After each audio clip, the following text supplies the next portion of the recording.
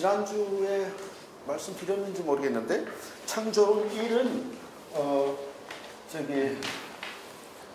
우리 이 세상 창조를 하나님의 편에서 바라보는 겁니다. 그래서 주로 삼위일체론입니다. 창조론 2는 거꾸로 세상의 편에서 인간의 편에서 바라보는, 그래서 그 시각이 지금 대칭되고 있는데, 그래서 1은 상대적으로 과학이 거의 없고 2에서 인간의 편에서 세상의 편에서 바라볼 때 과학 문제가 많이 나오겠죠.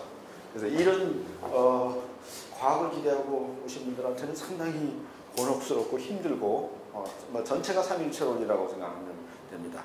그러나 신학을 공부하시는 분들한테는 여기가 더 훨씬 중요한 테마겠죠. 이거는 어쨌든 보조적인 그런 이고요. 뭐 여기에 대해서 의문 있으신가요? 요약하자면 한 주에 한 60쪽씩 해서 5주 300쪽 정도를 진도를 나가는데, 사실 이게 원래 대학에서 이거 16주 강의 분량입니다. 이걸 여기서 하니까 이제 압축해서 빨리 할 수 있고, 그래서 1의 1 목차 보면 1번 외부로 향한 하나님의 행위, 2번 창조 행위의 특성, 3번 창조 행위의 삼위일체 근원, 이렇게 되어 있습니다. 그래서 2번 창조 행위의 특성, 답은 자유입니다. 2번 자유. 한마디로 말하면 자유. 3번 창조 행위의 삼위일체적 근원. 그래서 59쪽 저는 이 단락을 공부하는데, 특히 1단원을 공부하는데, 단원이라고 그러면 뭐 그렇죠. 공부하는데 여러 가지 방법이 있겠지만, 그렇죠. 제가 추천해 드리고 싶은 방법은 3번 창조행위의 삼위일체적 근원, 여기 이 59쪽에서 83쪽까지 요 대목을 붙들고 집중적으로 읽어주시는 겁니다. 1, 2는 일단 건너뛰고, 그 다음에 3단원이 3단락이 거의 이해가 됐을 때, 여러 번 읽어서 이해가 됐을 때 그 내용을 가지고 1, 2를 시작을 하면 비교적 손쉽게 처리할 수 있습니다. 그래서 1, 2부터 시작을 할 경우는 이게 막 부딪혀서 삼위일체의 정확한 이해가 없으신 분들은 왜냐면 이게 삼위일체론 한 다음에 건너온 단락이거든요. 7장이니까. 지금 1장이 아니고 7장이기 때문에 앞에서 삼위일체를 충분히 공부 안 하신 분들은 1, 2 공부하면서 막힐 경우가 있습니다. 그래서 3에서는 그 삼위일체 자체를 설명해 주기 때문에 3을 먼저 붙들고, 사실은 그래서 이 단원 3, 59쪽에서 83쪽까지 이걸 먼저 시작하도록 하겠습니다. 그래서 이 대목이 중요하다. 이것만 여기는 뭐 읽고 또 읽어서 우리가 얻어낼 게 굉장히 많다는 생각이 듭니다. 그래서 59쪽 준비가 되셨나요? 첫 시작은 그렇죠. 세계 전체와 개별 사건은 모든 존재의 우연성들, 이거 우리가 살아가는 창조 전체죠. 이런 전체는 자유에 근거한다. 그래서 아까 2단락의 답이 창조의 특성이 뭐냐, 특징이 뭐냐, 답은 자유였다. 그래서 그 이제 연결되어 나오는 그 단어, 자유.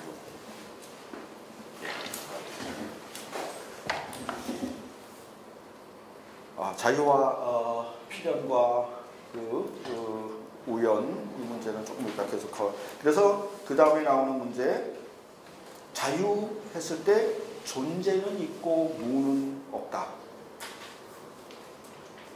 서양 철학을 한 줄로 해라. 그러면 뭐죠?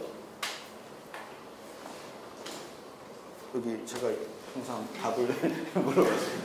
왜 존재는 있고 무는 없느냐? 말은 우리 표현은 잘 안 되지만, 우리 동양에서는 뭐 어떤 깨달음, 뭐 이제 그런 근원적인 질문을 하는, 그게 이제 여기 나온 거죠. 근데 그 답은 하나님의 자유다라는 걸 미리 빵 때리고 나가는 겁니다.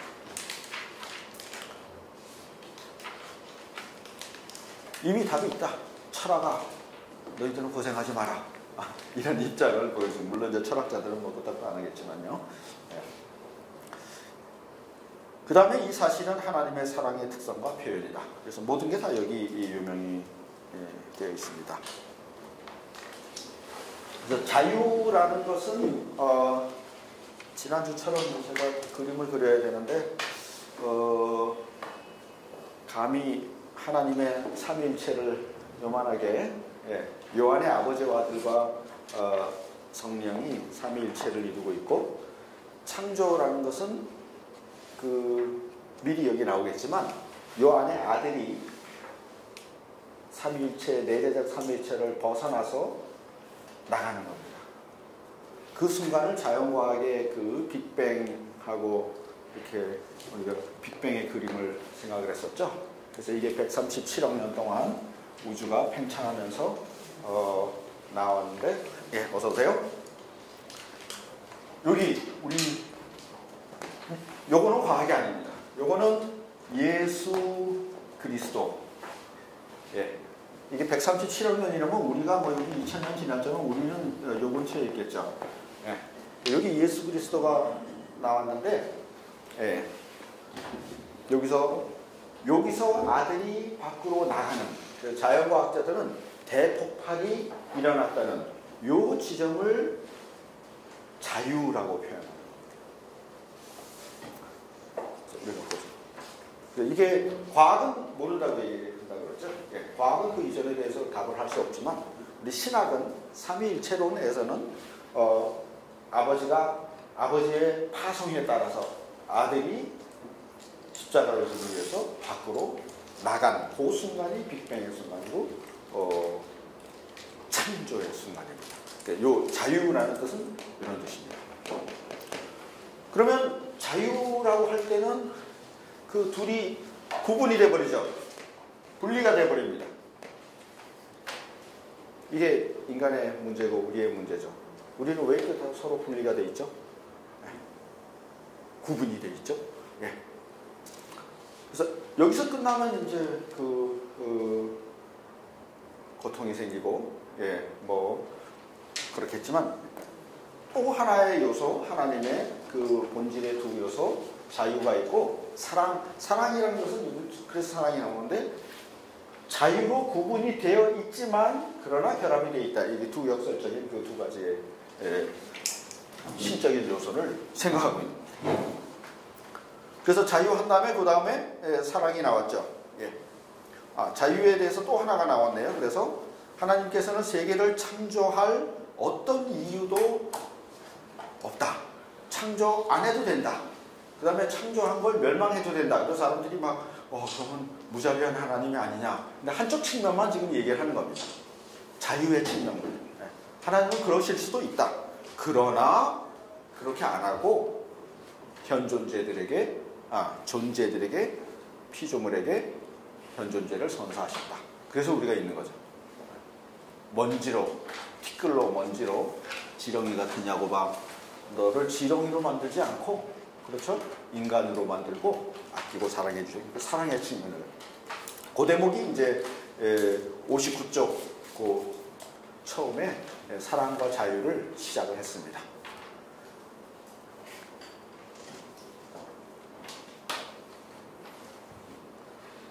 그 다음 59 작은 글자 쭉 61쪽까지는 뭐 넘어가셔도 됩니다. 자세히 공부하실 분들은 자유는 여기 뭐라고 나왔나 하면 변덕하고 다르다. 뭐 당연히 다르죠. 사실 자유의 개념이 굉장히 어려운데 미리 제가 드리고 코멘트를 한다면 요 창조론 다음에 인간론에서 자유의 문제가 더 깊이 다루어집니다. 그 자유라는 것은 이것저것 할 수 있는 선택이 아닙니다. 판넬베르크는 그렇게 얘기합니다. 그러면 자유가 뭐냐? 바른 것을 선택할 수 있는 능력이 자유입니다. 그래서 좀 극단적인 예를 들자면 덴마크에도 안락사가 있고 스위스에도 안락사 있는데 덴마크 가서 죽을까 스위스 가서 죽을까 하는 건 자유가 아닙니다. 그렇죠? 그건 자유가 아니고 하나님이 주신 생명이기 때문에 죽지 않아야 되는구나. 오히려 내가 판덴베르크 신학을 공부해야 되는구나 하는 게 자유의 행사입니다. 아무거나 현대적 자유는 굉장히 착각하고 있는 겁니다. 짜장면을 먹을까 짬뽕을 먹을까 이거 자유가 아닙니다. 네. 뭘 먹어서 내가 몸에 유익할까를 결정할 수 있는 게 그것이 그래서 바른 것을 선택할 수 있는 자유, 참된 자유 이제 그쪽을 향해 가려고 지금 자유하고 있는 겁니다. 그래서 그 자유를 쭉 설명했는데 바르트도 몰트만도 그다지 잘 설명하지 못했다라는 게 판덴베르크 작은 글자의 쪽이고 우리는 시간이 없어서 61쪽부터 그 굵은 글자부터 막 나갑니다. 그러면 이 창조는 어떻게 일어나는 것인가? 첫 출발점부터 생각하기 좀 힘들겠지만 근데 오늘 이 시간에 이걸 배우셔야 됩니다. 여기 있는 건 영원한 아들입니다. 쓰기도 그렇죠. 그렇죠? 당연히 내재적 삼일체 영원한 아들이 하나님 밖으로 나가시는 창조의 순간하고 여기서 역사적 예수 그리스도가 내가 12살 때 몰랐겠죠 예수도. 그러나 어느 정도 광야에 있었는지 어딘지 모르겠지만 내가 아버지로부터 분리되어서 이 땅에 나와 있구나라고 깨달음을 얻는 순간. 보통 마가복음에 의하면 그걸 세례 받으실 때 예수의 수세에 하늘이 열리고 하늘에서 너는 내 사랑하는 아들이다라고 하는 그 순간을 그 예수의 각성의 순간으로 각성이라고 하면 좀 신성모독이 될 수도 있지만 깨달음의 순간으로 지금 우리에게 중요한 건 그 순간하고 여기 창조 일어나는 순간이 동시라는 겁니다. 하나님한테는 동시입니다. 물론 그것뿐만이 아니라 마지막에 구름을 타고 오실 심판자 예수도 동시입니다. 하나님한테는 과거 그리고 지금 여기 현재 아득한 심판의 미래가 동시입니다. 근데 우리는 그게 안 되기 때문에 여기 137억 년이라는 시간을 좀 펼쳐놓고 그다음에 더 펼쳐서 종말을 생각하고 있는 거죠. 이렇게 이제 요 순간과 요 순간을 일치시켰을 때 그러면 창조는 아들의 뭐라고 말을 잘 하는 아들의 중재다라는 게 이 오늘 공부할 단락일의 전체 주제입니다.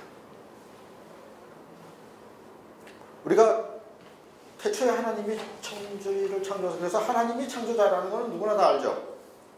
유치원 유아부에서도 알고. 근데 아들이 창조자라는 것은 이거는 신학생도 모르고 목사님도 모르는 겁니다. 그래서 공부하는 거고 그걸 알려준 것이 지금 판덴베르크 창조론의 공헌입니다. 물론 제대로 알려줄지는 나중에 판단이 돼야 되겠지만 판덴베르크 입장에서는 그 몰트만도 바르트도 아들이 창조자라고 말은 했는데 아들도 당연히 창조자죠. 왜? 삼위일체 공동사역이니까 그 중에 아들도 들어있었겠지라고만 생각했는데 그럼 아들이 이 창조 역사 안에서 뭘 했느냐라는 데 대해서는 설명이 없다는 겁니다. 그래서 그걸 알려주겠다는 게 판덴베르크 창조론입니다. 그래서 그쪽으로 가기 위해서 그러니까 또 시간도 필요하고 아득한 요 시점 역사적 예수와 창조의 순간을 일치시키면서 어떻게 된 일이냐라고 할 때 61쪽 처음에 세계의 현존재는 쭉 하고 나가서 그 아들에서 그거는 이거 밑에서 셋째 줄이죠. 61쪽 밑에서 셋째 줄 영원 전부터 아들을 사랑하신 아버지의 사랑 그거는 어디입니까? 영원 전이니까 창조 이전에 여기 내재적 삼위일체 안에서 이 안에서 영원 전부터 아들이 아버지를 사랑하신 그 사랑은 뭐하고 같다? 예. 피조물들 안에서 일어나는 아들의 사랑. 그래서 대표적으로 그 요단강가에서 수세시에 너는 내 사랑하는 아들이다라는 음성이 들려오는 그 사랑하고 같다라는 것. 같다. 여기서 이루어진 사랑이 여기서 이루어진 사랑이다.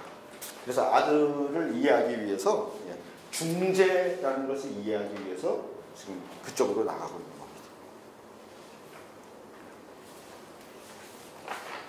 그 다음에 하나님이 이 아들을 사랑하실 때 62쪽 처음에 보면 아들만 사랑하시냐? 셋째 줄, 넷째 줄. 아버지의 사랑은 아들을 향할 뿐만 아니라 이건 인간 예수죠. 인간 예수를 사랑하면서 모든 각각의 피조물, 모든하고 각각하고 귀찮지만 둘 다 쓰지 않을 수가 없습니다.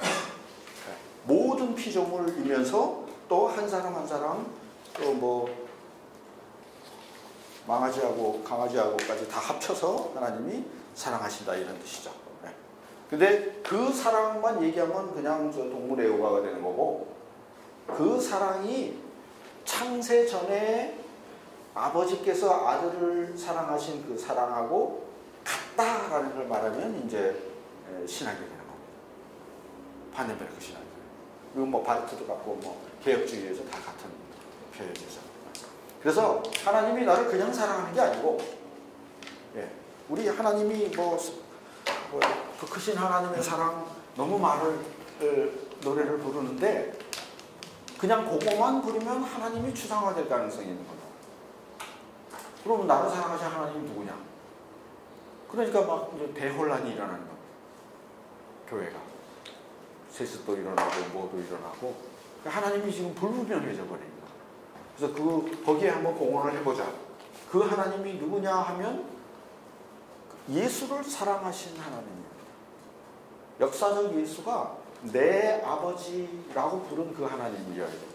그리고 나를 사랑하시는, 지금 나를 사랑하시는 하나님은 그 예수에 의해서 매개되고 있는 겁니다. 중재되고 있는 겁니다. 그러니까 간접적이라는 겁니다.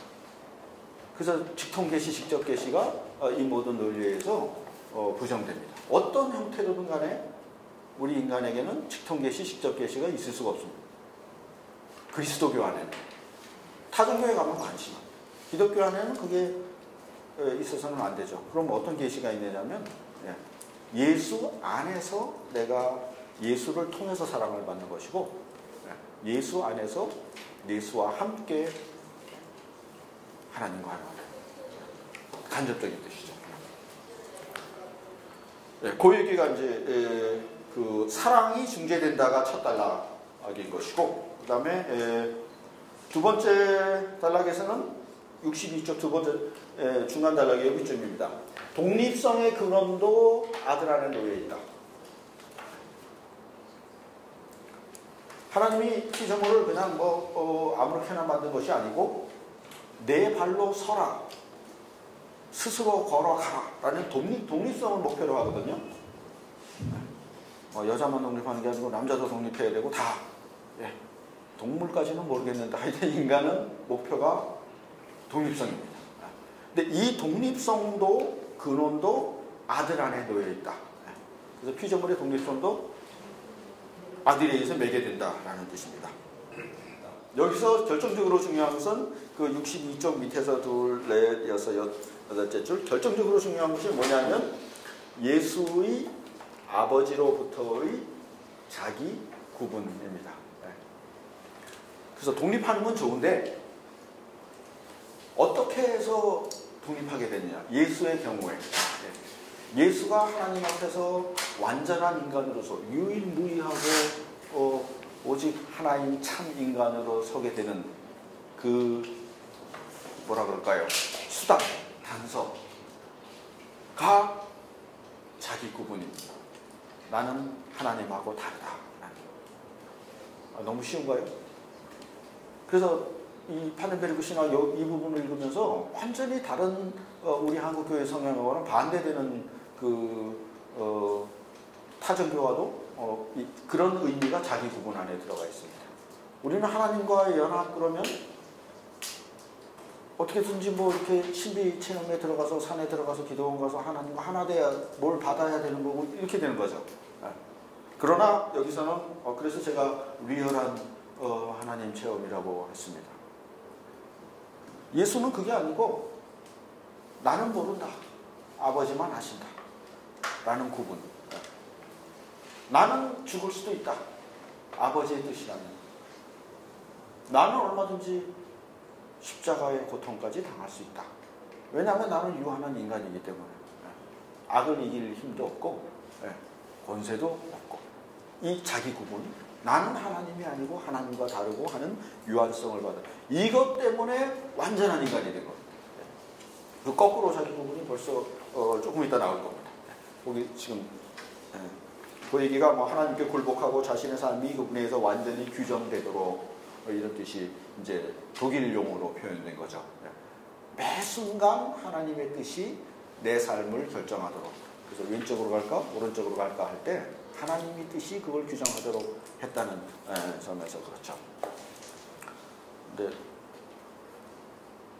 63쪽에 계속해서 아들의 아버지로부터의 자기 구분. 이것이 창조론뿐만이 아니라 인간론, 그 다음에 그리스도론에서도 계속 관통하는 이 조직신학 이책 전체의 키 용어입니다. 그래서 둘, 다섯째 줄 보면 그 자기 구분하는 겸허를 통해 예수는 자신을 하나님의 아들로 입증한다. 이거는 사실은 그리스도론이지만 지금 이제 삼위일체 전개하기 위해서 명제를 미리 설명해 줬습니다. 근데 익숙하지 않은 분들은 이게 그 다음에 이 두 아들 사이에 이 영원한 아들하고 여기 역사의 예수하고 사이에 이거 삼위일체론을 지금 부차 설명해 주고 있습니다. 인식론적 근거. 예수가 아버지의 자기 구분 속에 여기서 겸허한 예수, 참인간 예수를 보고 여기 이쪽 영원한 아들이 인식될 수 있다. 그래서 저 사람은 그냥 사람이 아니고 창세 전에 아버지의 곁에 있었던 영원한 하나님의 아들이구나 라는 걸 이걸 보고 인식, 그래서 인식론적 근거라는 말이 나왔습니다. 거기까지 설명하고 그 다음에 63쪽 밑에 보면 이제 드디어 그 창조에 관한 이제 설명이 여기 설명하려고 지금까지 쭉 서론이 들어온 겁니다. 67쪽 밑에 영원한 아들이 아버지로부터 자신을 구분하는 겸허 속에서 아버지가 가라 하면 가고 멈춰라 하면 멈추는 겸허 속에서 신성의 통일성을 벗어났습니다. 이 삼위일체의 통일성을 벗어나 이때가 자연과학이 말하는 빅뱅이라고 그랬죠. 빅뱅. 물론 이때도 나갈 때도 아버지께만 영광을 돌립니다. 깨지는 게 아닙니다. 아버지 밖으로 나간다고 해서 관계가 깨지는 건 아니다라고 설명. 밖으로 나올 때 바로 그때 아버지와 대립하는 가운데 피조물이 출현한다. 그래서 빅뱅의 순간을 그 영원한 아들이 아버지 밖으로 벗어나 순종하는 가운데 그때 우리가 보는 이 삼라만상이 출현했다라는 것이 이 창조론의 삼위일체론적인 설명입니다.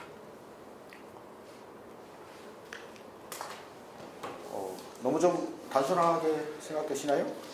힌두교에 보니까 뭐 신이 이렇게 놀이터에 놀러 갔다가 해가 져서 입에 흙을 잔뜩 이렇게 물고 와서 엄마가 이제 흙을 먹으면 안 되지 뱉어라 그래서 다 뱉으니까 이 우주가 생겼다.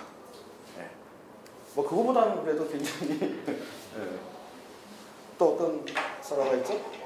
뭐 등등 신화가 얘기하는 그 우주 창조의 신화를 삼위일체 신화, 삼위일체는 신화가 아니고 이 삼위일체 신화관에서는 역사적 예수라는 현실, 인간성, 리얼리티를 그대로 가지고 가서 예, 이 바깥으로 나가는 순간이 그냥 여기만 있으면 이건 신화입니다.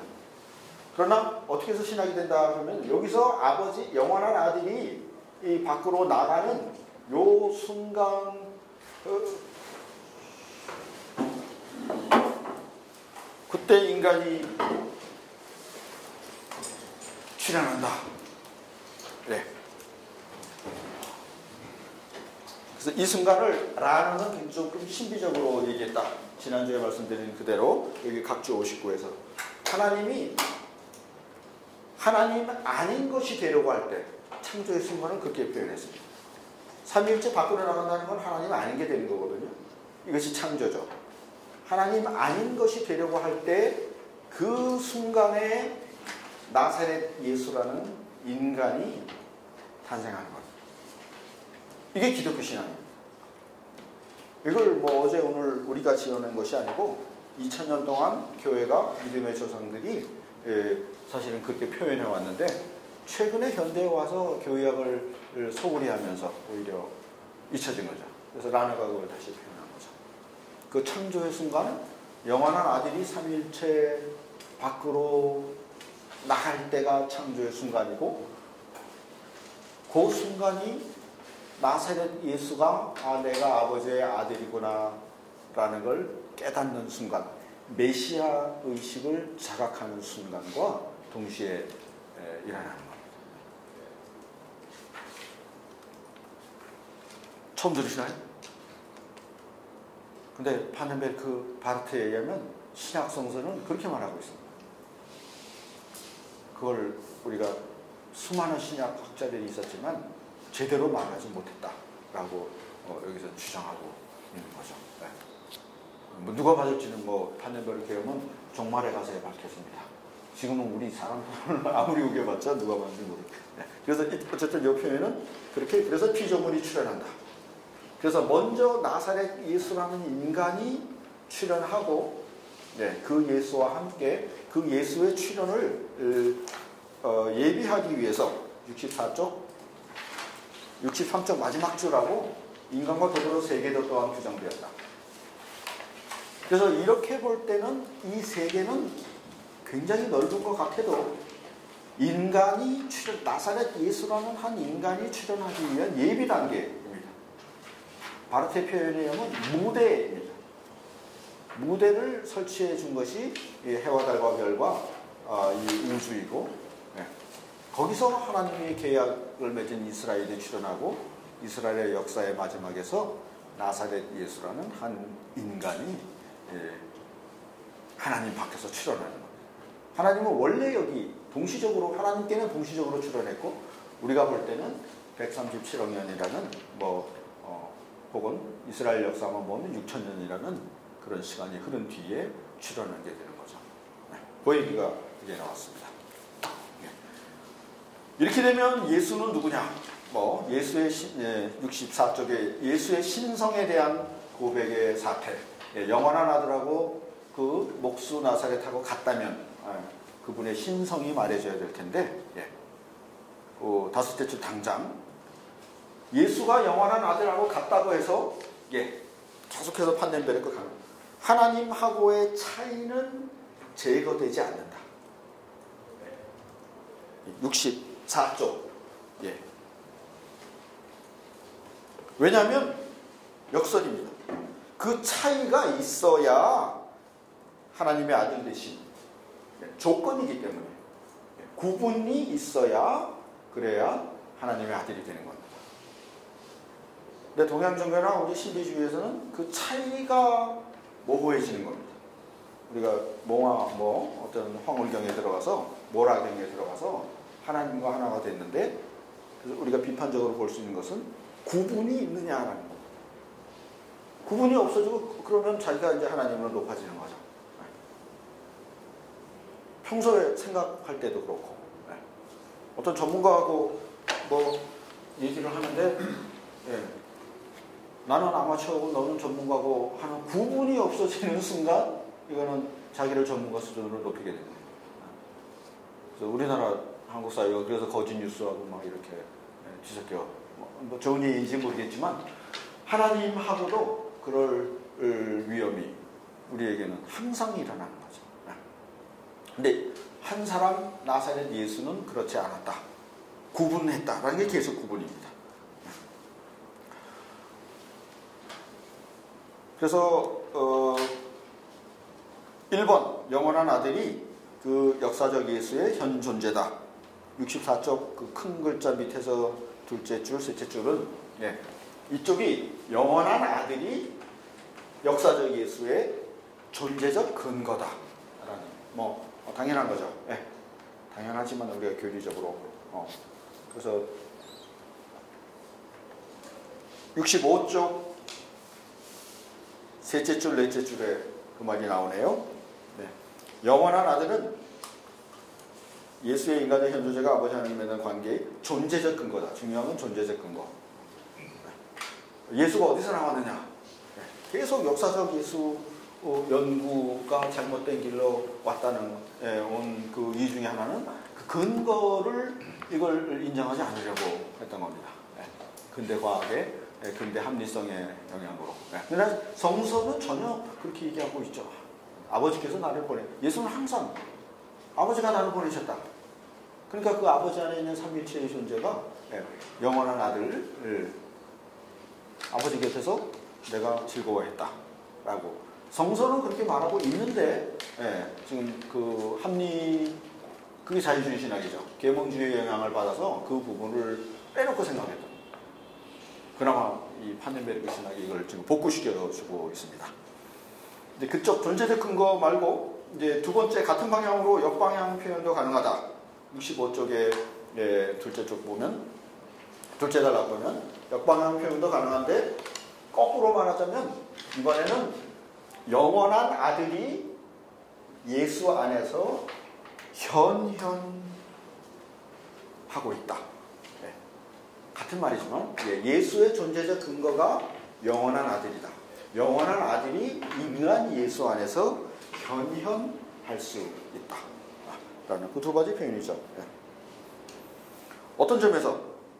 아버지 하나님과의 구분을 수용한다는 점에서 계속.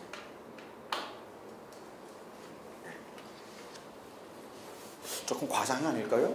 누가 자기를 높여서 그렇게 가끔 그런 사람은 있어도 우리 인간 전체가 과연 그럴까요? 이 인류 가운데 단 한 사람도 하나님과 자기를 제대로 구분하지 못했다.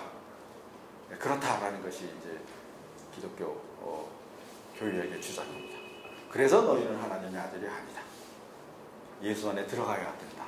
그러나 예수는 나는 하나님이 아니고 하나님과 다른 한 인간이다라는 것을 인정할 수 있었다라는 그 내용이 또 나왔습니다.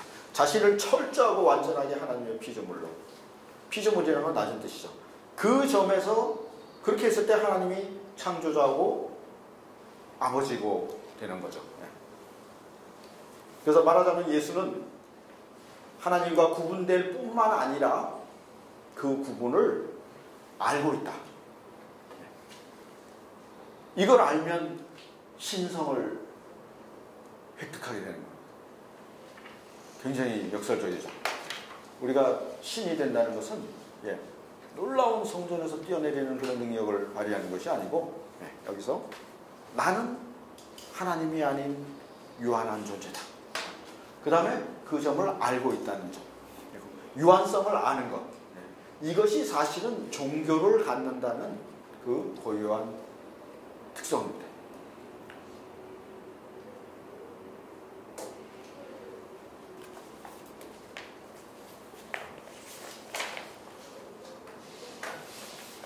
예, 66쪽에 가면 거꾸로 된 방향이 나오죠.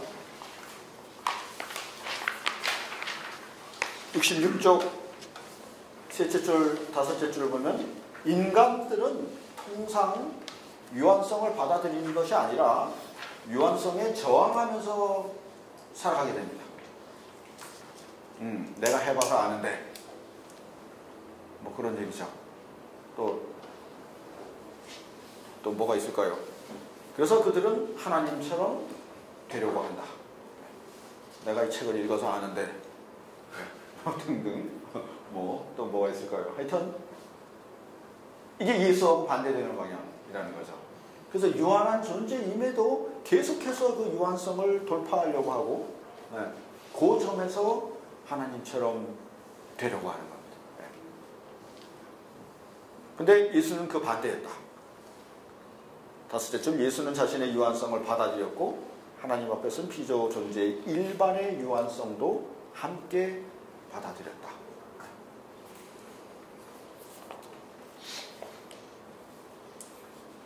그래서 밑에 내려가서 여기 보면 이 점에서 아버지로부터의 자기 구분입니다. 이걸 이제 도덕적으로는 겸허, 겸손이라고 할 수도 있고, 자기를 낮추는 거고, 자기를 낮추는 자는 뭐 영원한 아들이 존재론 근거인 동시에, 그 다음에 다른 모든 피조적 현존재의 존재론적 근거이기도 하다. 그러니까 이거는 이제 존재적 매개입니다. 다른 모든 피조물도 예수처럼 자기를 구분하고 하나님께 영광을 돌린다면 영원한 아들과 하나가 될 수 있다는 그 가능성이 여기서. 그래서 존재적 근거의 영원한 아들은 그 다음에 아버지께 대한 예수의 역사적 관계 속에서 출현했다. 지금 이 두 관계를 복습하느라고 지금 여기까지 왔습니다.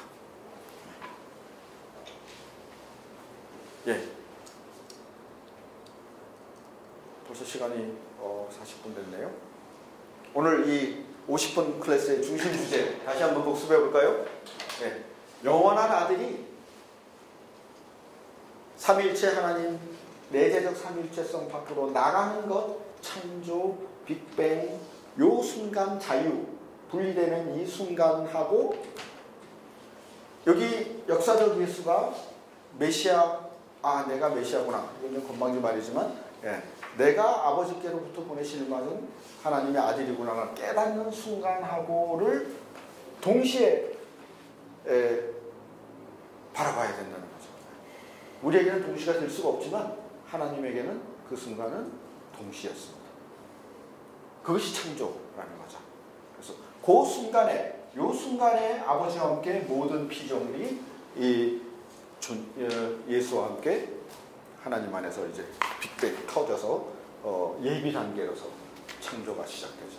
물론 이제 요 단계에서 중요한 것은 이스라엘의 역사가 이제 이것을 예비하는 거죠. 그거는 나중에 얘기고. 너무 거대한 그 담론을 30분 만에 처리해서 힘드실. 근데 하여튼 이걸 목표로 삼으신 분들은 이 3단락을 읽고 또 읽어서 한 단락 한 단락, 한 문장 한 문장 이해될 때까지 읽을 만한 그런 소중한 텍스트라고 생각합니다. 그래서 이것이 이제 보약처럼 돼서 이걸 잘 소화하고 나면 요 비슷한 내용이 나오는 부분은 그때부터는 쉽게 읽을 수 있습니다. 처음엔 이미 읽으신 분들은 뭐 이것도 이제 쉽게 읽을 수 있고. 자, 뭐 질문 하실 분 안 계시나요?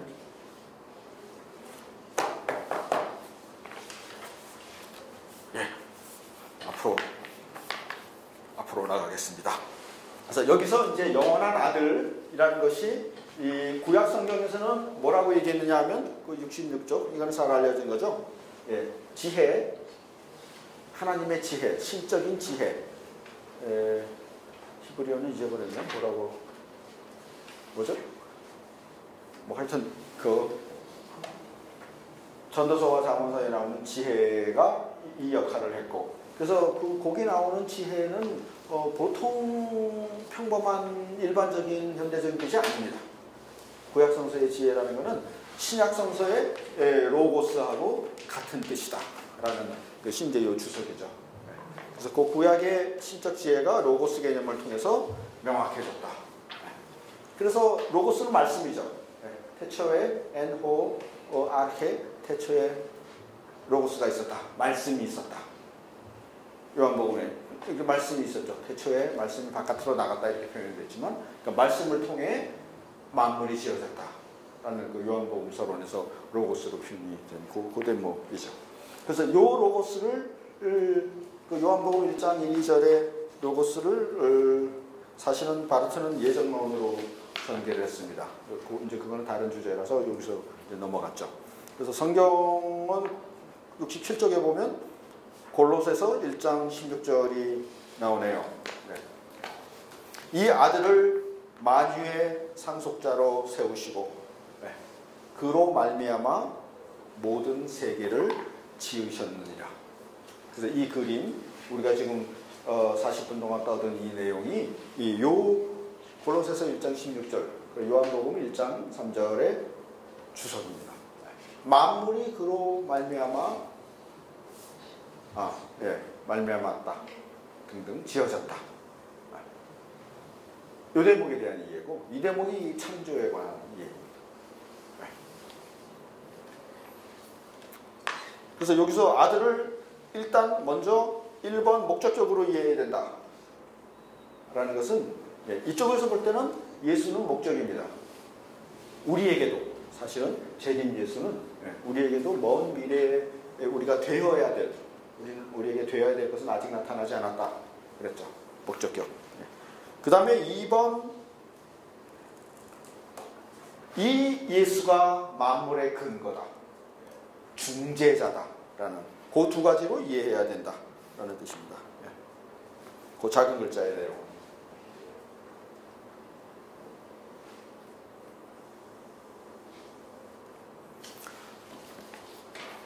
작은 글자는 열심히 공부하실 분들을 위해서 숙제로 남겨놓고 그러면 나가서 아들이 이 창조 행위에 이제 중재가 되고 관여했을 텐데 어떻게 관여했느냐 이제 그 설명으로 넘어갑니다. 그 대목이 사실 내일 모레 이제 전개될 것. 그래서 다시 한번 우리 이 300쪽 창조론 전체 주제는 예수가 창조의 중재자다. 쉽게 말하면 예수가 창조자다 이렇게 말하는 겁니다. 물론 아버지와 함께. 그러려면 어떻게 창조했는지 알아야 될 거 아닙니까? 어떻게 관여했을지 그 대목이 우리 5주간의 주제이고 그 내용을 이제 접근하기 위해서 여기 67쪽부터 조금씩 이제 설계를 합니다. 그러면 히랍 철학은 옛날 사람들은 어떻게 얘기했을까요? 이 창조를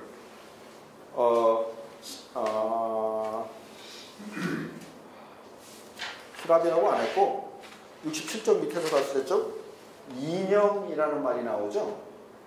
플라톤의 이념, 플라톤의 이데아설. 히랍 그 초대 교부도 그렇고 그래서 뭐 기독교는 플라톤이다 뭐 이렇게 단순한 얘기가 많이 나오는데 여기를 지금 우리가 삼위일체 내재적 삼위일체라고 했던 쪽을 이념, 여기가 이념입니다. 이데아. 이념이란 말은 좀 변질됐지만 이데아가 있고 그 다음에 뭐가 있죠? 그걸 판으로 찍어서 이데아는 원본이고 원본을 막 복사를 해서 창조가 일어났다 라는 것이 이 플라톤의 그래서 여기는 동굴 밖의 세계고 동굴 안에서는 그 그림자를 이제 보는 것이다 라는 것이 그 중세기 플라톤까지 계속 그렇게 생각이 됐다라는 얘기가 나옵니다.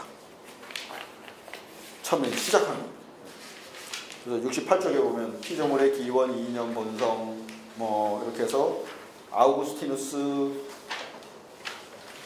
그래서 이념을 생각하게 되면 이념이 하나님의 본질이라고 이제 그 얘기가 68, 69쪽 첫째 줄에 나오죠. 이념이 존재하는 표상을 그 신적 본질과 결합시켰다. 그래서 플라톤이 말한 이데아가 하나님의 본질이다. 그리고 그 본질로부터 세계가 나왔다라는 것이 이제 신플라톤주의죠. 쭉 이렇게. 그 다음에 그걸 이제 외부로 향한 사역, 뭐 이렇게 쭉 설명을 했다는 겁니다. 그러고 나니까, 그럼 아들은 어디 갔을까요? 아까처럼 아들은 삼위일체 사역 안에 들어가 있다. 하나님의 본질이 밖으로 나와서 창조할 때, 그건 당연히 삼위일체의 사역이니까 그 안에 들어가 있다. 라는 설명. 그것이 69쪽 아래에서 넷째 줄부터 창조 행위는 분리될 수 없는 통일성 속에서 신적 본질에 분리될 수 없는 단일성. 어려운가요? 뭐 통일성하고 단일성입니다. 하나, 세 분이 성부, 성자, 성령이 함께 행동했다는 겁니다. 단일성. 그러니까 그 안에 아들이 들어가 있었다. 그래서 밑에서 둘째 줄, 그리스도가 창조의 중재자가 되신다는 고백은 부정되지는 않았습니다. 부정되지는 않았지만 그 기능은 사라져 버렸다. 요 말이, 요 문장이 판넨베르크 창조론의 그 핵심 주제입니다. 이걸 문제 삼는 겁니다. 그래서 내가 그 기능을 살려내겠다라는 것이 판넨베르크 신학의 공언입니다. 아들은 물론 창조에 참여했다고 고백은 하죠. 다 삼위의 사역이다. 고백은 하는데, 근데 그 뭘 어떻게 창조에 관여했느냐라는 설명은 안 됐다. 그래서 내가 설명하겠다라는 것이 판넨베르크 창조론입니다. 그래서 계속해서 70쪽 처음까지 판넨베르크의 주장이죠. 삼위일체 교리의 결과로 그냥 끌어다 놓은 것뿐이다. 삼위일체가 하나님과 아들로 이렇게 했을 뿐이다. 이것이 이제 바르트 창조론에 대한 비판이기도 하고, 뭐 개혁주의 창조론 전체에 대한 비판이기도 하고, 교리사 안에 뭐 이렇게 판넨베르크처럼 상세하게 설명하는 사례는 없었으니까요. 이 점이 독특한 점이 판넨베르크 신학의 독특성이라고 그러나요? 그 점입니다. 그 다음 이 이념은 그 다음에 쭉 작은 글자로 이제 설명이 되다가 데카르트는 이게 무슨 이념이 뭐냐고 없앴다는 겁니다. 없앴더니 라이프니츠는 왜 없앴냐 그러고 또 만들었다는 얘기고, 또 라이프니츠가 만드니까 칸트가 꾸짖었다 하는 얘기가 이제 요 작은 글자의 끝입니다. 그래서 이념 논쟁의 쭉 끝. 그래서 끝나면 이제 그 71쪽 중간에서 판넨베르크의 결론이 나오죠. 신적 이념이, 이데아가 우리 영원한 하나님의 본질 안에 선재한다는 이런 식의 사고는 아들이 창조의 중재자가 되신다는 해석 안에서 포기되어야 한다. 여기까지가 결론입니다.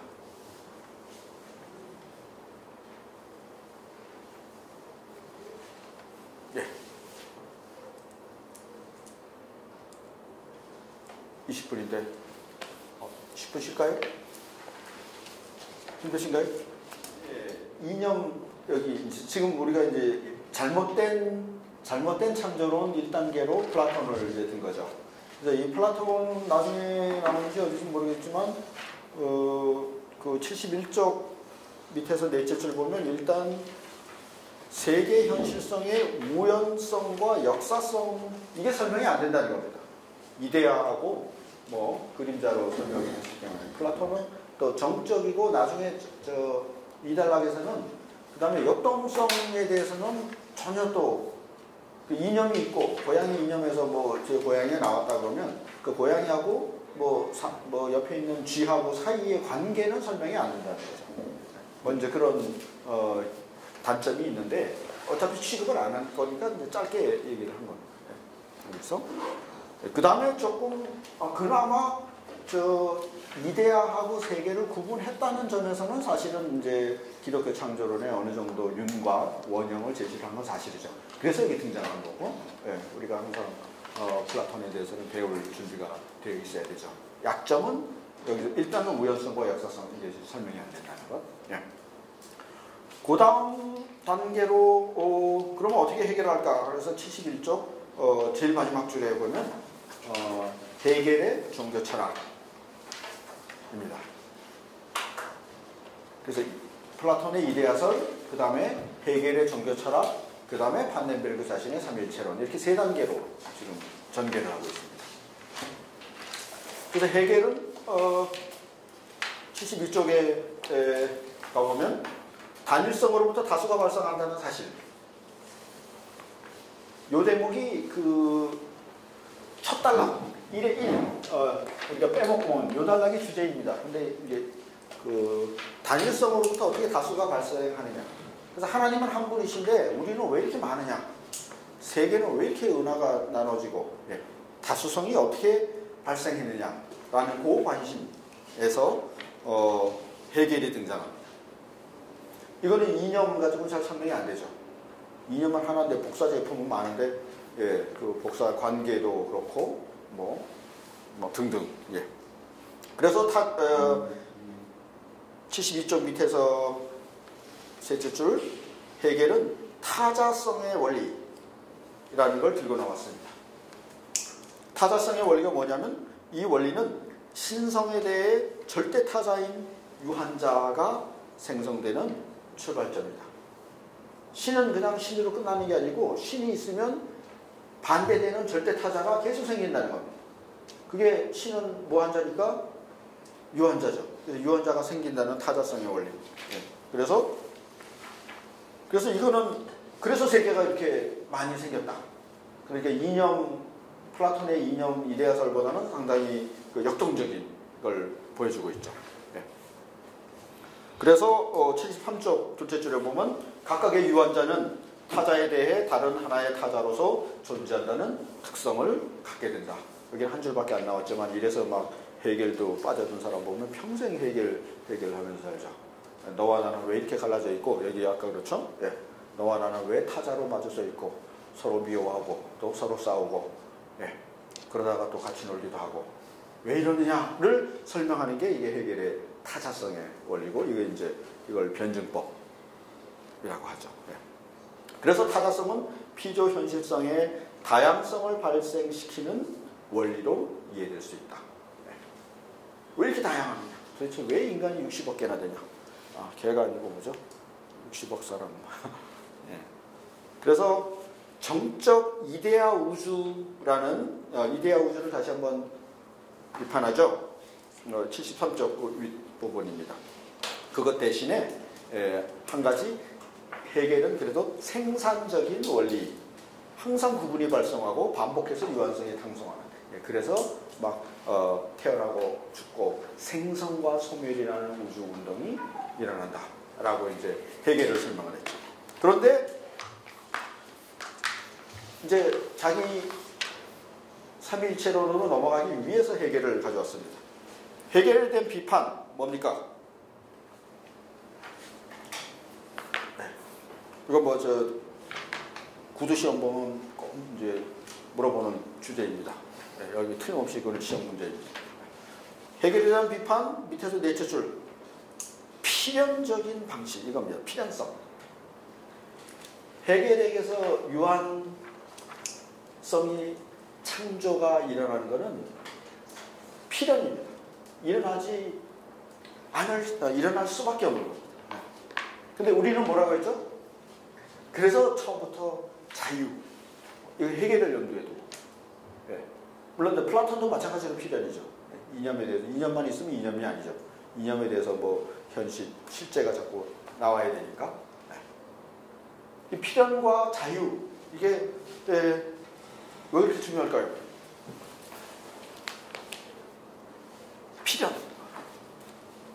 필연은 우리를 얽어매기 때문에 그렇습니다.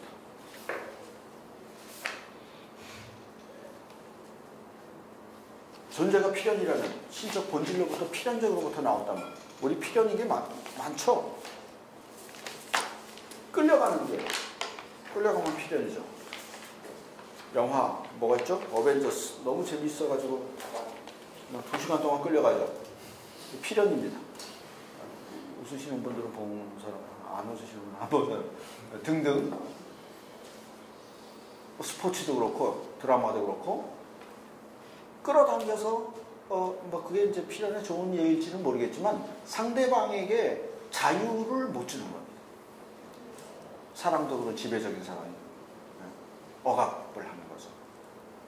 그러나 자유는 상대방을 세워주고 키워주고 독립시켜주는 거죠.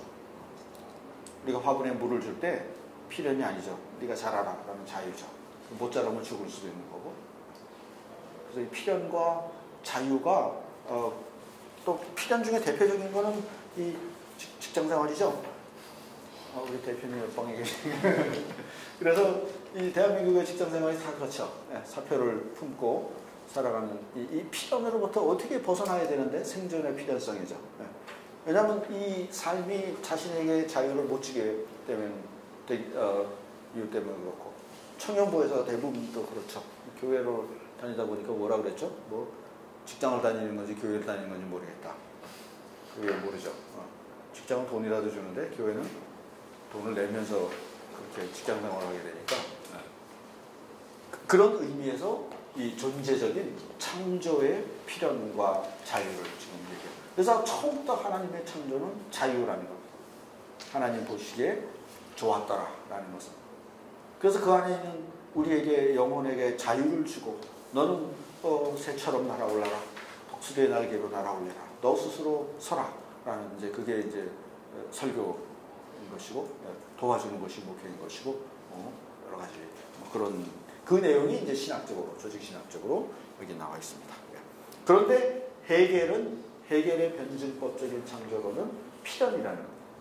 신적 존재로부터 그 반대되는 유한자가 필연으로 나타난다라는 의미에서 그래서 안 된다라는 것이 이제 아까 이게 끝났네요. 끝났고 74쪽부터 이 분량이 많다고 느껴지시는 분들은 74쪽부터 83쪽까지도 안 가고 한 80쪽까지 이 부분이 해겔 파면배표 창조론에 이제 자기가 하려는 얘기가 나옵니다.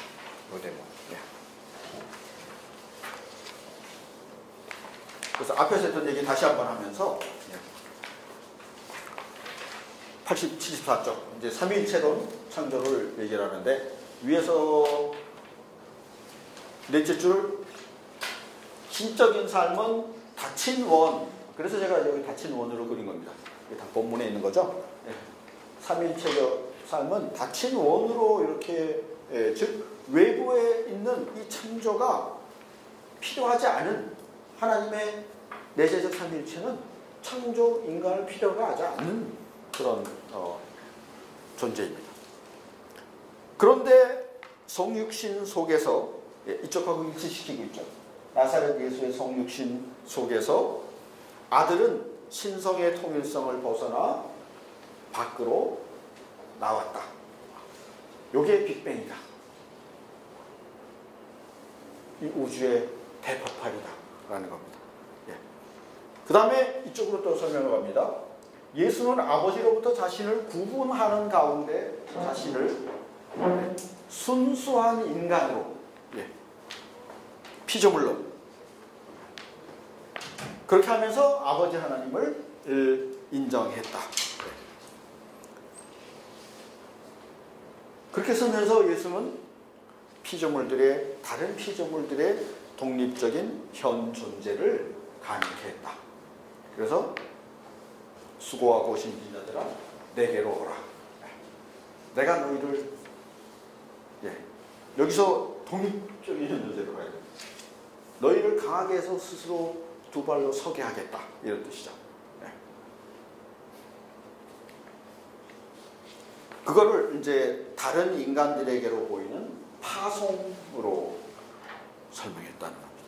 그래서 파송, 예수의 그 메시지, 하나님 나라의 선포, 하나님의 통치의 도래의 통고 등등을 창조론하고 지금 연결시켜보고 있습니다. 그래서 해겔 비판 74쪽 밑에서 6째 줄 여기서 신적 필연성이 말해질 수는 없을 것이다. 이게 플라톤의 이데아서라고 해겔의 창조론, 필연적 창조론하고 다르다는 겁니다. 그리스도론의 창조론은 필연에 의해서 나온 것이 아니고 어디서 아느냐?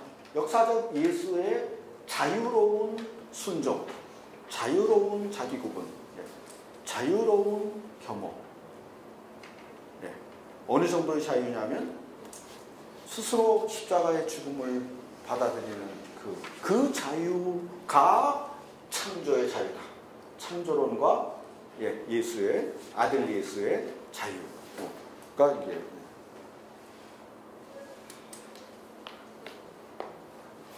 그래서 75쪽 넷째 줄에 보면 이와 같은 의미에서 아들이 창조의 중재자가 되신다까지가 지금까지 말한 전체 내용의 요약입니다. 한 문장. 이런 의미에서 아들이 창조자의 중재자가 되신다. 그런데 먼저 구조적 원형입니다. 이 의미에서 로고스다라는 것. 다른 모든 막 은하가 너무 많아서 좀 생각하기 힘들긴 한데, 그러나 어쨌든 그 신학을 지금으로서는 어쩔 수 없습니다. 모든 은하가 다 그 로고스의 중재 안에서 생겨난 것이다. 나중에 이제 우리가 다음 주에 원리로서 원칙으로서는 그렇게 설명할 수 있습니다. 그 안에 질서를 잡아간다는 그것만 따진다면 그렇죠. 로고스는 질서고 은하라는 것은 중력장에서 이렇게 질서를 찾아가는 그 물질 운동에 불과하거든요. 수학적으로는 간단한 형태들이죠. 크기가 너무 커서 그런 거죠. 그래서 현실 전체의 로고스가 아들이 기원이다 이렇게 됐습니다. 그래서 밖으로 나오고 뭐 파송으로 실현되고 뭐 또 그렇고, 그 다음에 큰 글자 마지막에 아들이 피조세계의 로고스가 되기 위해 신성을 벗어나 밖으로 나온다는 것. 계속 반복이죠. 반복되는 말입니다. 창조, 이것은 아들 자신의 자유로운 자기 구분의 표현으로 생각되어야 된다. 그러니까 역사적 예수에게서 보여주는 순종의 자유, 그 자유를 창조의 자유로 가지고 왔습니다. 여기가 인식론적인 근거이고, 그래서 역사적 예수가 인식론적인 근거이고, 이게 이제 조직신학 1에서 계시론에서 이제 설명한 것이고, 그걸 보고 그 자유를 창조론에서 그 자유가 이 자유다. 이 자유를 보니까 헤겔의 필연적인 존재 생성, 타자성의 원리는 아니다. 거기는 자유가 표현되어 있지 않다. 그 다음에 플라톤의 이데아와 실제, 이데아와 레아 사이에 또 이거는 뭐 잘 설명이 안 돼 있다. 예비 단계로서 플라톤의 이원론과 헤겔의 타자성의 원리는 부족하다. 뭐 때문에? 그리고 마지막 결론은 자유. 물론 사랑 안에 있는 자유죠.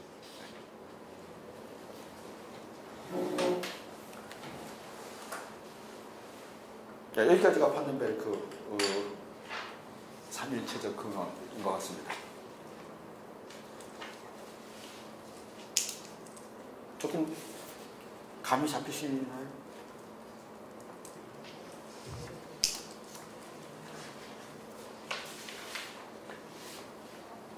그 다음에는 계속 반복되는 것 같은데, 제 생각으로는 76쪽 큰 글자만 읽으면, 그 위에서는 뭐 바레트도 제대로 못했다, 뭐 이런 뜻이고, 아들의 아버지로부터의 자유로운 구분 속에, 자유가 하나 더 들어갔습니다. 구분 속에 창조의 독립적인 현 존재가 근거되어 있다. 아까 처음 시작할 때 사랑도 근거되어 있고 독립성도 근거되어 있다. 뭐 그 내용이에요.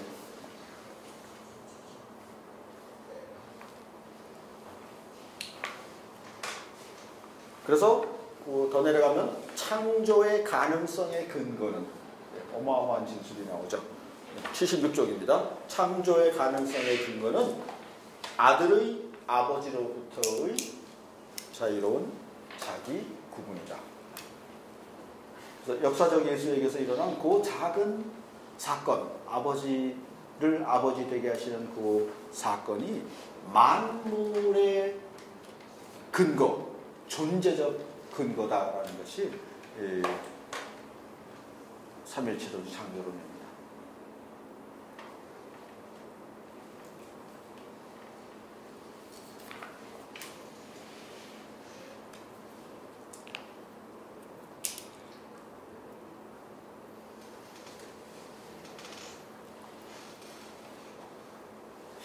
이 창조 예수의 중재를 판덴베르크 그리스도론을 읽으면서 처음 배웠는데 그때 뭐라 그럴까 어떤 지적인 충격 그런 게 아직도 남아 있는데 그런 충격을 혹시 안 느끼시나요? 만물이 예수의 운명, 예수의 존재에 의해서 중재되어 있다는 이런 삼일체 사고. 이게 기독교의 사고인데 사실은 기독교가 이걸 제대로 말을 못하고 있는 거죠.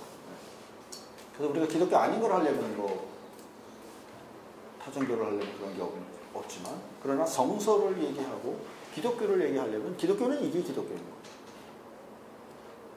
아까 그 몇 구절 나왔던 것처럼 만물이 그로 말미암아 지어졌다 그랬는데 그걸 잘 얘기를 설명을 못하고 있는 거예요. 물론 아버지가 창조자인 거는 타종교하고 비슷하죠. 그 점은 뭐 신이 지었다 철학도 그러고 근데 방법에 있어서 나사렛 예수라는 우리하고 같이 먹고 자고 이 땅에 살았던 그 예수가 만물의 창조의 매개자였다는 그게 우리가 믿는 믿음의 독특성입니다. 기독교의 독특성이고 타종교와 대화를 할 때도 우리는 이런 걸 믿고 있는데 너희는 어떠냐라고 대화하는 게 종교 간의 대화입니다. 종교 간의 대화는 뭐 이것저것 저것저것 비슷하게 만들어가지고 이건 구분이 없어지는 거죠. 그거는 분명히 타종교하고 다릅니다. 이런 것은 어떤 원시 종교에도 일반 종교에도 동양 종교에도 없습니다. 한 인간이 창조의 매개자가 되었다는 것. 그 인간의 존재가 영원 신적 존재였다는 것. 그렇죠. 그 내용을 얘기했습니다. 그 다음에 이제 구분만 얘기했으니까 예. 내재적 삼위일체가 창조 전에 내재적 삼위일체가 예.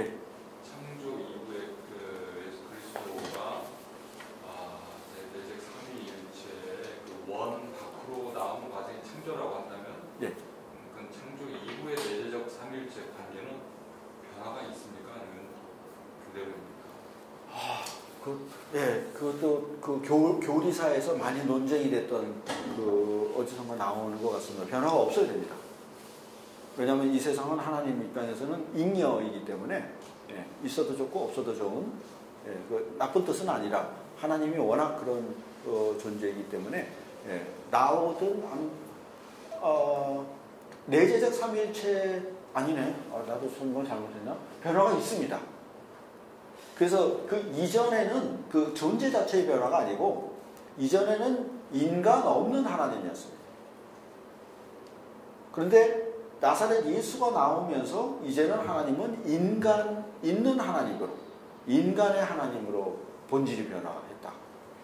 바르트의 해석이지만 아무 전체적으로 받아들일 것 같습니다. 그래서 뭐 존재의 상태라든지 뭐 속성, 권능 이런 거는 변화가 없고 그러나 이제 그 모든 것이 인간의 하나님으로 변화했다는 그 점에서는 변화가 있다. 이렇게. 뭐 이렇게 어려운 질문을 하여튼 고맙습니다. 어려운 질문을 해주셔서. 우리가 생각할 때 나갔다라는 표현은 인간적 번언인데 예. 나가면은 빈 거잖아요. 예. 나의 존재가 빈 예. 나가면 비잖아요. 예. 한는배 그 식으로 이야기를 하면 예. 그런 성장이나 내적 삼위일체 관계에서 밖으로 나갔기 때문에 예. 원 안에는 좀 존재하지 않는 것 같이 느껴진다. 예. 그래서 그 비었다는 것은 몰트만의 창조론입니다. 그래서 그 유대교 신비주의 실험에서 하나님이 그 자기한테 비어 있는 공간을 내주어서 그 비어 있는 데서 창조가 이 피조물이 존재하고 있다. 뭐 이렇게 그래서 그 우리 인간의 여성의 그 잉태 뭐 그런 거하고 비유를 했죠. 그 대목도 본문에 나옵니다. 그 한denberg 그 자신의 표현으로는 이 삼일체를 창조의 관점으로 봤을 때 내재적 삼일체의 그 변화에 대해서 얘기를 하나요? 앞에 아마 2번이 아니라 1번이 돼야 될 것 같은데. 뭐 거기까지는 기억이 안 나는데 거기는 창조에 대한 얘기는 없고, 그러니까 속성과 권능 하나님 자신에 있어서는 변함이 없고 하나님 여전히 하나님이신 거죠. 한 분 하나님이시고 삼일체 하나님이시고. 그래서 나가도 왜냐하면 그 권능이 넘쳐 흐르는 거잖아요. 여기서 이제 비워주는 것이 아니고 신성이 넘쳐 흘러서 피조물이 생긴 것이기 때문에 그 자체는 변화가 없다 이렇게 절대적으로는. 다만 이제는 인간 이제 그렇게 생겨난 인간이 하나님과의 관계 이것이 이제 그래서 그것이 이제 하나님의 인간성 바르테에서 본질의 변화를. 로고스가 내재적 삼위일체로부터 창조의 첫 시작에 바깥으로 나가는 것이겠다고 말한다면 그거를 거기서 본능이라는 디나미스라는 말을 쓸 수 있을지 모르지만 그렇게 되면 좀 복잡해지고 어려워지지 않나요? 아 그럼 무지 복잡한 지금 충분히 복잡하지 않습니까? 저는 용어는 아마 사용하지 않으셨을 것 같아요. 왜냐하면 오해를 불러일으킬 수 있으니까요. 어떤 용어요? 그러니까 그렇게 이해했던 게 초기 자꾸 제 관심을 가는데 예. 다이내믹 모나키즘적인 설명이 될 수가 있어서. 그래서 자유, 순종을 얘기하는 거죠. 하나님은 그런 그 권능이라는 것은 거기서 그 76쪽에 이제 고린도후서 3장 17절 나오죠. 지금까지는 아들의 구분을 쭉 얘기했는데 영의 통일성으로부터 벗어나 밖으로 나올 때도 자유 그 자체인 영을 통해 아버지와 여전히 결합되어 있다. 이게 권능입니다. 십자가의 죽음에서도 결합이 해체되지 않았다는 게 그게 권능인 거죠. 계속 하나, 그래야 하나님이겠죠, 당연히. 그래서 그걸 부활의 권능으로. 그 부활은 이걸 증표, 확인시켜주는 그런 뜻이죠. 그리스도로서. 그래서 그 뒤로는 그 영에 대한 설명이 삼일체에 놓고 아들만 얘기해서 영에 대한 설명은 83절까지 쭉 이제 얘기를 한 겁니다.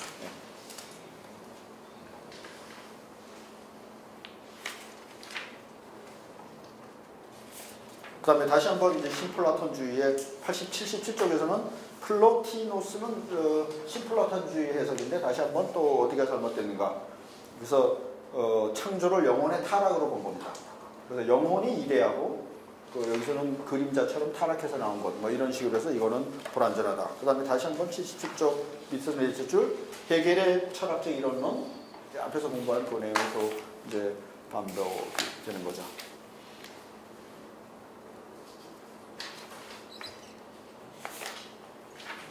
네, 그래서 너무 그 다음에 영에 대한 거는 뭐 생명의 영 앞으로 반복될 것 같고 단락 3은 이 정도로 적고 이제 빼먹은 단락 2를 우리가 30분 안에 다 해야 되는데 이 일을 벅차기는 벅차네요. 네.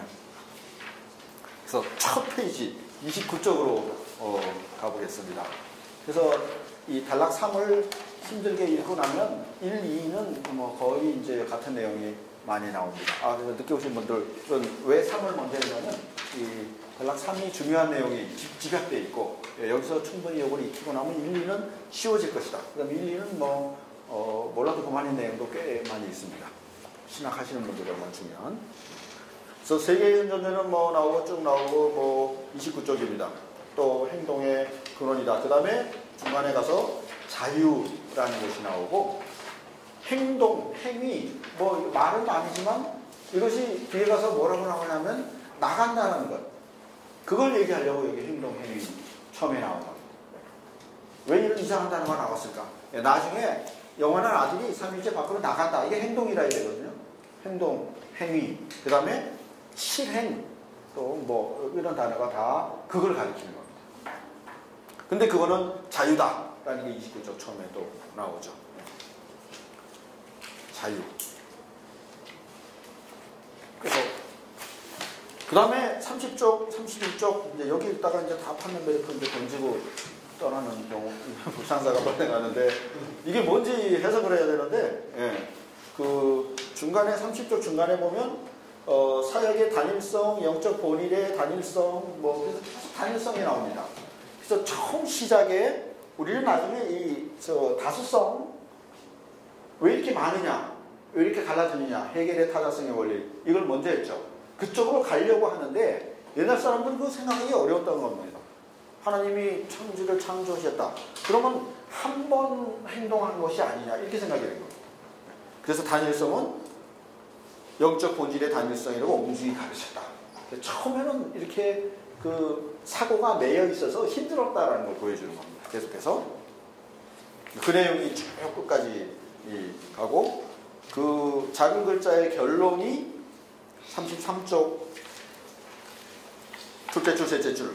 예, 이러한 논의와 관련해서 그래서 요약을 잘해줘서 잘 찾아가면 작은 글자 3페이지 나온 관련해서 삼위일체 인격들이 서로에 대한 관계 속에서 행하는 행위들 요거는 원안이죠. 예, 내재적 삼위일체는 외부를 향한 행위와 날카롭게 구분되어야 된다. 예, 멀리 예수의 자기 구분 거기로 나가려고 이제 구분을 강조했습니다.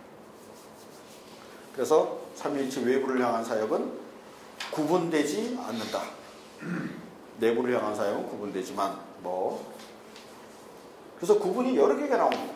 이 삼위일체 안의 구분, 바깥으로 나가는 구분, 그 다음에 이 행위, 단일성, 성부, 성자, 성령 행위의 단일성 내의 구분. 그래서 이 안의 구분, 하나님과 피조물의 구분, 그 다음에 이 행위의 구분, 이런 부분이 여러 가지로 복잡하게 여기서 서술이 되고 있습니다. 로고스가 나갔지만 창조, 그게 로고스 단독행위가 아니라 외부를 향한 공동행위라고 하면 여전히 그러면 삼위일체적이라고 보실 수 있는 거예요. 그렇죠. 그래서 우리 건너뛰었죠. 영의 행위가 항상 다른 행위. 나가지만 하나. 결합에 걸리고 있어요. 그래서 영은 이제 다음 주에 이제 주제고, 우리가 영을 밑바닥에 깔고, 그 다음에 아들을 해야 되는 거죠. 그러니까 영 없이 분리만 되는 것이 우리 인간의 현실이죠. 여당과 야당 같이 분리만 있고, 구분만 있고, 이 통합할 가능성을 이제 못 찾는 거죠. 인간 세상. 전통적으로 경제적 삼위일체 안에서도 구분도 통합을 얘기하고 있는 거예요. 그렇죠. 그런데 조금 불분명하다는 겁니다. 여기서는. 그래서 계속 비판은 그게 불분명하다.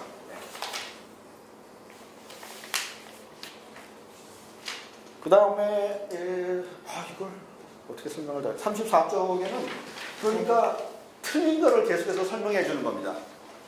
이 외부의 행위가 단일 하나의 행위다. 왜냐하면 일체를 강조했거든요. 그러면 이거를 이 삼위일체에 적용을 하다 보니까 문제가 생겼다라는 게 이런 34쪽의 문제입니다. 그렇게 적용하다 보면 어떻게 하나님이 자유롭지 못하다는 말인가? 35쪽 둘째 줄 밖을 향한 공동의 행위보다 덜 자유롭다는 말인가? 라는 얘기는 적용이 틀렸다라는 얘기입니다. 적용이 안 된다는 얘기 잘 찾아가시면 됩니다.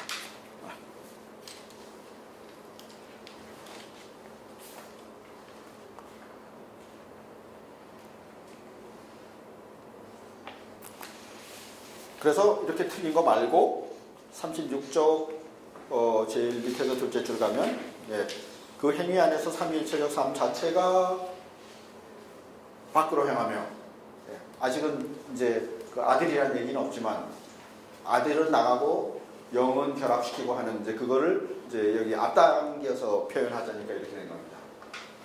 근데 뒤를 읽고 나서 읽으면 얘기가 쉬워집니다.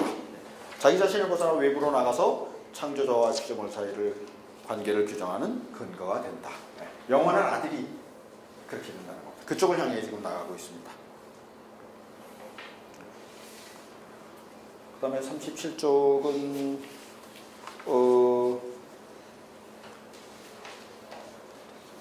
중재에 대한 계속 37쪽부터 그 이하는 이제 앞에서 단일한 행위라고 전통적으로 생각하다 보니까 설명이 안 되거든요. 그래서 구분되는 다양한 행위다 이렇게 이제 변화가 합니다. 그런데 그 다양성이라는 것은 시간으로 전개되게 됩니다. 이 대목이 아주 어려운 37, 38쪽이 왜 우리가 그 하나님의 창조가 우리가 보기에 시간으로 펼쳐지게 됐는가라는 그 대목을 엄청 짧고 간결하게 펼치는데 하여튼 굉장히 좀 애무는 대목이 여기 37, 38쪽입니다. 그래서 요 대목의 결론이 38쪽에 밑에서 둘, 넷, 여섯째 줄에 있습니다. 그래서 창조 하나님의 행위가 피조물을 만드는데, 아딘 밖으로서 만드는데, 그게 시간적 제약이 있고 유한하고 시간 관계를 통해 규정되는 피조물을 산출하는 것을 대상으로 삼는다면, 시간적 연속의 맥락 안에서 창조될 수밖에 없을 것이다. 그래서 뭐라고 막 설명을 한 다음에 왜 창조가 이게 시간으로, 이거는 뭐 당연히 창세기 입장을 전제로 하죠. 첫째 날 이걸 만들고 시간 계열입니다. 둘째 날 물이 갈라져라. 셋째 날 땅이 드러나라. 시간 계열로 지금 하나님이 왜 창조를 하느냐. 이유는 유한하고 제약이 있고, 그러니까 하나님 아닌 걸 만들려고 하면 결국은 시간으로 펼칠 수밖에 없다. 뭐 이런 논지인 것 같습니다. 근데 워낙 짧아서 여기서는 많이 드러나진 않고, 그리고 어차피 지금 우리는 시간 안에 사니까 답은 뻔하고 뭐 그런 것 같습니다. 이미 하나님의 시간별로 만들어놨죠. 고대 그 다음에 이제 시간으로 펼치고 나면 어떤 일이 일어나냐 하면, 39쪽에 가면 위에서 넷째 줄, 다섯째 줄에 그 시간 질서가 하나님의 역사 계획하고 연결된다는 거예요. 창조 안의 모든 존재가, 이 은하와 동물과 인간이 마지막 목표는 하나님과 하나 되는 겁니다. 하나님과 하나 되는 그 연합을 향해서 지금 배열되어 있고, 시간으로. 그래서 종말을 향해 간다라는 것이 이제 그 구원 계획이고, 그 구원 계획이 삼위일체적인 중재적인 형태로 인도가 된다. 39쪽 중간입니다. 창조 전체의 중재라고 얘기하면 다소 자연주의적이고 추상적으로 들리겠지만, 이제 구약 성경을 가지고 들어봤을 때 그거는 구원 계획으로 바뀌게 되죠. 그다음에 신약에 와서 교회 시대는 당연히 교회를 통해서 구원이 매게 되는 그쪽으로 이제 나아가게 되는 겁니다. 지금은 전체를 얘기해요. 그래서 구원의 결의 혹은 구원의 계획이라는 것이 그 시간으로 펼쳐진 창조 안에서 전개되게 됩니다. 물론 여기서 중요한 것은 39쪽 밑에서 여섯째 줄, 어떤 피조물도 수단에 그치는 피조물은 없습니다. 하나님의 계획 안에서 각각 다 하나님의 목적으로. 그래서 이것도 항상 생각하는 게, 바퀴벌레도 목적이 있는 거고 뭐 다 그런 건가, 그런 이제 세부적인 건 있겠지만 원칙은 그렇습니다. 하나하나가 다 소중한 것이고, 어떤 A가 구원받기 위해서 B가 수단이 되는 건 없다는 거예요. 그게 하나님의 큰 자연사적인 우주적인 목적의 구원이죠. 그래서 뭐 목성이 저기 큰 게 왜 있냐 그랬더니, 돌덩어리가 저기 지구를 향해 날아오다가 웬만하면 다 목성한테 끌려 들어간다고 그렇게 설명하죠. 그래서 거기서 각각 자기의 본분을 다 하고 있는 겁니다. 그래서 우리가 돌에 안 맞고 살아있는 거죠. 아니면 뭐 돌이 날아들면 지구에 있는 거 다 돌 맞아 죽었을 겁니다. 목성이 워낙 크니까 그 근처에 가면 다 목성한테 다 끌려 들어가서 우리한테 오는 돌은 이제 작은 거, 날아다닐 정도 그런 거밖에. 뭐 그런 뜻입니다. 이렇게 돼 있고요. 그래서 40쪽 1단락의 이제 결론 부분은 위에서 여섯째 줄이죠. 단락이 바뀌면서, 그렇다면 다수의 신적 행위들이 있다고 말해야 할까? 있다고 말해야 된다는 겁니다. 처음 시작에 단일성 했죠. 단일성. 창조는 단일성이 아니라는 겁니다. 하나님의 그 주장은. 처음에 그 교부들은 그렇게 생각하고, 지금 많은 우리 신학자들은 그렇게 생각할 수 있지만, 창조는 과학자들도 그렇게 생각하죠. 빅뱅 빵 터지고 그거 끝이다. 한 번의 행위가 아니라는 겁니다. 아니면 뭐냐? 계속적인 창조예요. 계속 창조가 되고 있고, 우리가 보기에는 하나님은 한 번 하고 끝난 게 아니고 다수의 창조 행위들이 있다고 말해야 한다. 왜냐하면 시간으로 펼쳐진 그 과정 안에서, 시간 안에서 또 창조가 일어납니다. 만약 한 번이라 그러면 별로 필요성밖에 안 남겠네요. 그렇죠. 예. 그래서 거기서 그 설계론자들의 뭐 그런 게 나옵니다. 하나님 설계에는 그대로 전개된다. 이런 결정론이 나오는 것이고, 예, 잘못된 오해들이. 그 잘못된 오해를 깨는 것이 여기 구약성서. 예. 왜 그렇게 얘기해야 되느냐? 40쪽 밑에 보면 예를 들어 뭐 시편도 나왔고 시편 78, 77 위대한 행위들 다 계속해서 창조 행위를 얘기하고 있다는 겁니다. 성서가 그렇게 얘기하고 있다. 그래서 역사 안에서 계속해서 하나님이 새로운 일을 창조하고 계십니다. 그래서 계속적 창조를 말해야 되는 거예요. 그래서 계속적 창조를 반대하는 단순한 뭐라 그럴까요? 주장하시는 분들 틀린 겁니다. 성서적이 아닙니다. 그 얘기가 여기다. 그래서 41쪽 쭉 그 내용이고, 그 다음에 아무리 우겨도 중간에 보면 성육신에 와서는 어쩔 수 없다. 성육신에서는 성부, 성자, 성령이 따로 일하셨다. 한꺼번에 인간이 되실 수는 없으니까 아들이 인간이 되시고 영원한 아들이 인간 예수로 태어나셨다. 성령이 그와 함께 하셨다. 등등 그 다수의 행동이 나오는 거죠. 그게 1달러 번개같이 끝내버렸는데, 정리를 하자면 처음에는 창조 행위의 단일성으로 시작합니다. 잘못됐다는 거예요. 근데 교회학적으로 계속, 물론 단일성도 중요합니다. 일체, 삼위일체에서. 그러나 그것만 가지고는 창조가 설명이 안 되고, 결국은 시간으로 펼쳐진 피조물을 생각해야 되고, 시간 안에의 창조의 다수성으로 넘어가야 된다라는 것이 이 외부를 향한 하나님의 행위 일단락이었습니다.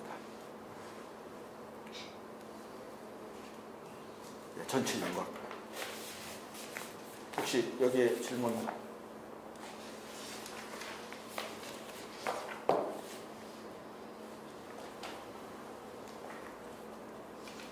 그 다음 창조행위의 특성 2단락.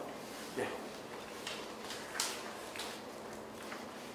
창조행위의 특성이 뭐라고 그랬죠? 대답은? 예, 자유입니다. 그러니까 이게 전체는 자유, 물론 사랑 안에 있는 자유지만 자유를 얘기하려고 이제 그랬는데, 뭐 재밌는 얘기도 많이 나옵니다.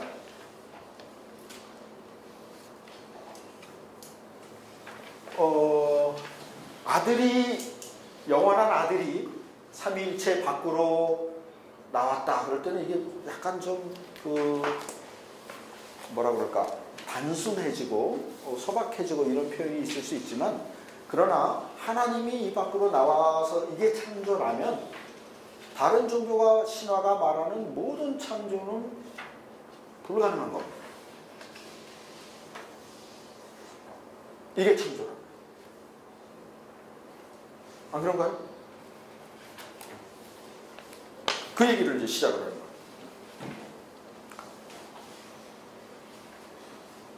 왜냐? 창세기 1장의 그런 창조는 그 고대 근동의 창조론에 뭐라고 하죠? 영향을 받았다 하고, 베꼈다 그러고, 어떤 사람은 베꼈다 그러고, 컨닝 안 했는데 자꾸 컨닝했다 그러고, 막 그런 사람들이 있죠. 어떻게 생각하시나요? 물론 그래서 43쪽에 보면, 예, 아브라함이 멜기세덱과 만날 때 뭐 그 엘 하나님, 예, 그 엘이라는 건 뭐 고대 근동의 신이고, 그래서 분명히 흔적 영향을 받은 건 사실입니다. 그 단어를 차용한 것도 있고 맥락도 있고, 또 나중에 45쪽에 46쪽인가? 에노마 엘리시는 47쪽 5째 줄에 에노마 엘리시는 창세기 1장의 배경이다. 예, 뭐 이거는 다 인정을 하는 겁니다. 근데 문제는 베꼈습니까? 창세기 저자가 컨닝한 걸까요? 아니면 저 뭐야 요새 갖다 쓰는 거 그거 뭐죠? 표절입니까? 아니라는 겁니다. 아니라는 얘기가 44쪽에 있고 이거 확실히 알고 우리가 주장을 해야 됩니다. 표절이나 컨닝한 것이 아니고 그 중요한 것은 예, 그 굵은 글자로 동화된 것이 아니라는 겁니다. 그럼 뭐냐? 습득하는 일이 일어났다는 겁니다.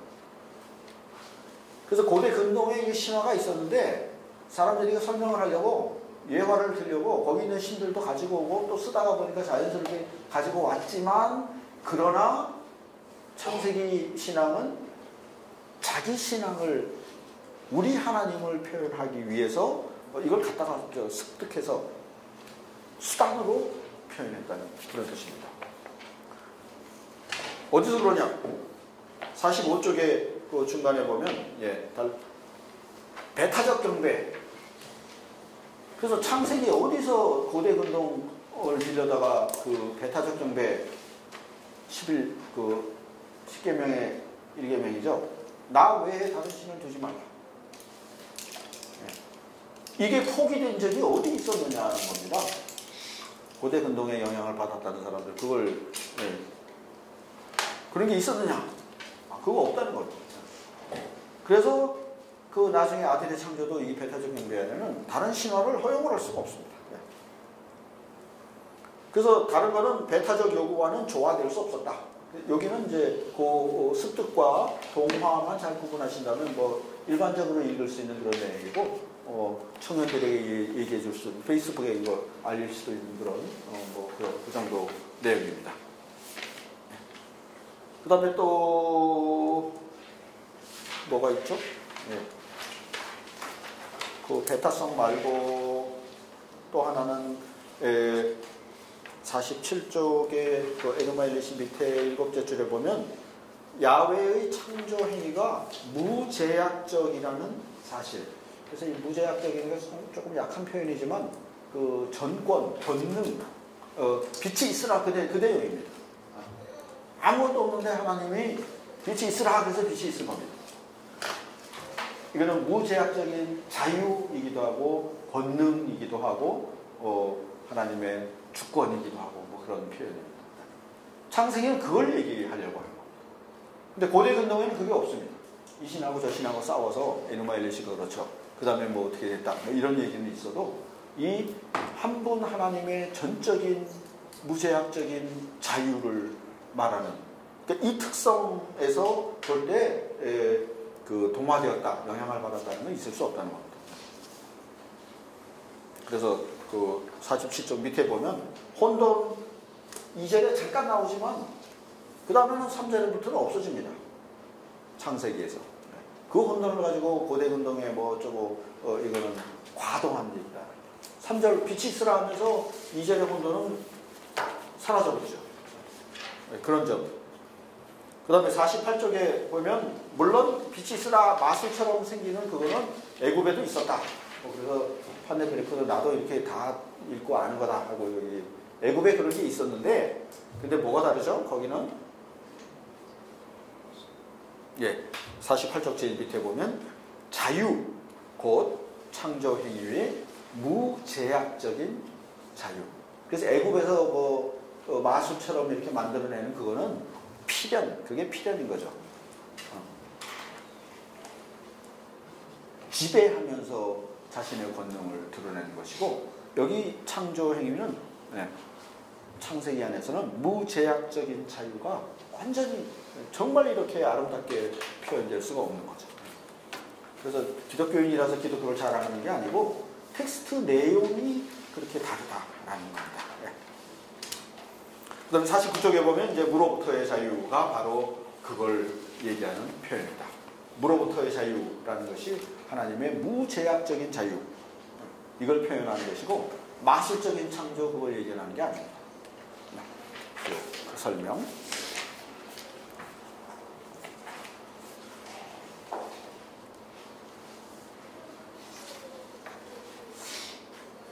그 다음에 50쪽, 51쪽에서는 그 무로부터의 창조가 바르트는 근데 바르트 3권을 뭐 공부를 한 다음에 여기를 이제 비판을 그러니까 바르트도 무에 대해서 너무 과도하게 해석했다라는 라는 판덴베르크 비판이 50쪽.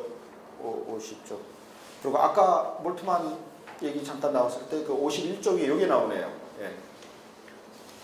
그 무가 중간에 하나님 자신 안에서 스스로 퇴각함으로써 피조물에게 허락한 공간, 이 비움의 창조죠. 이 몰트만의 창조론에 나오는. 그래서 그 여성이 아이를 가지면 자기 공간을 이만큼 아이한테 내주는 거죠.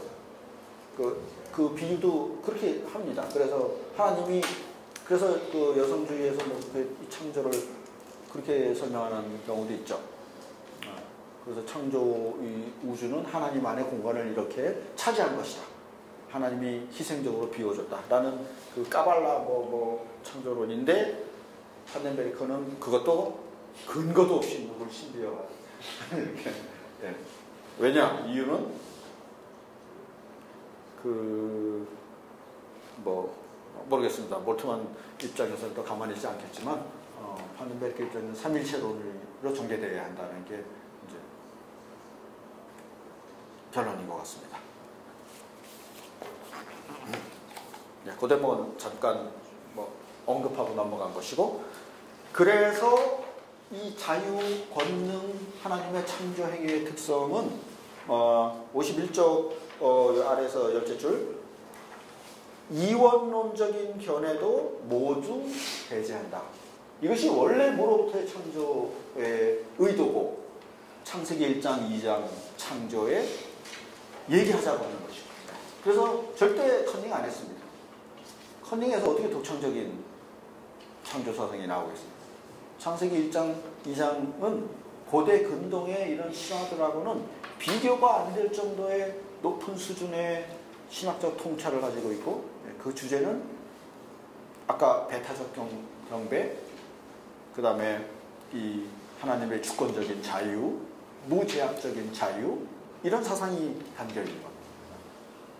그래서 그 하나님에 대한 창조를 얘기하다 보면 모든 이원론적인 견해가 배제된다. 다신론은 말할 것도 없고. 그런데 그 이원론이 51쪽 밑에서 셋째 줄을 가보니까 이게 없어졌다가 갑자기 현대에 와서 화이트헤드의 과정 철학에서 살아나갔다. 그래서 이게 적절한 자리인지는 모르겠는데 하여튼 화이트헤드의 그 과정 철학 우주론을 여기서 그 다음 53쪽까지 비판하고 있습니다. 뭘 비판하냐면 일단 화이트헤드 막 칭찬해 줍니다.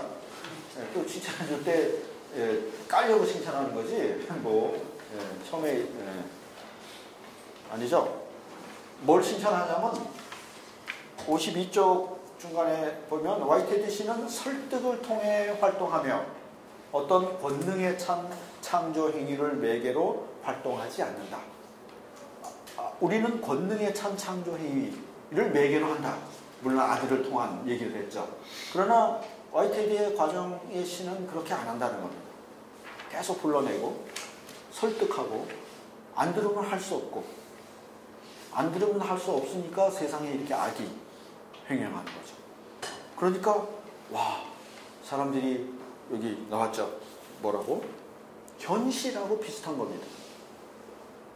더 나아가서 인간이 하나님을 죽일 수도 있습니다.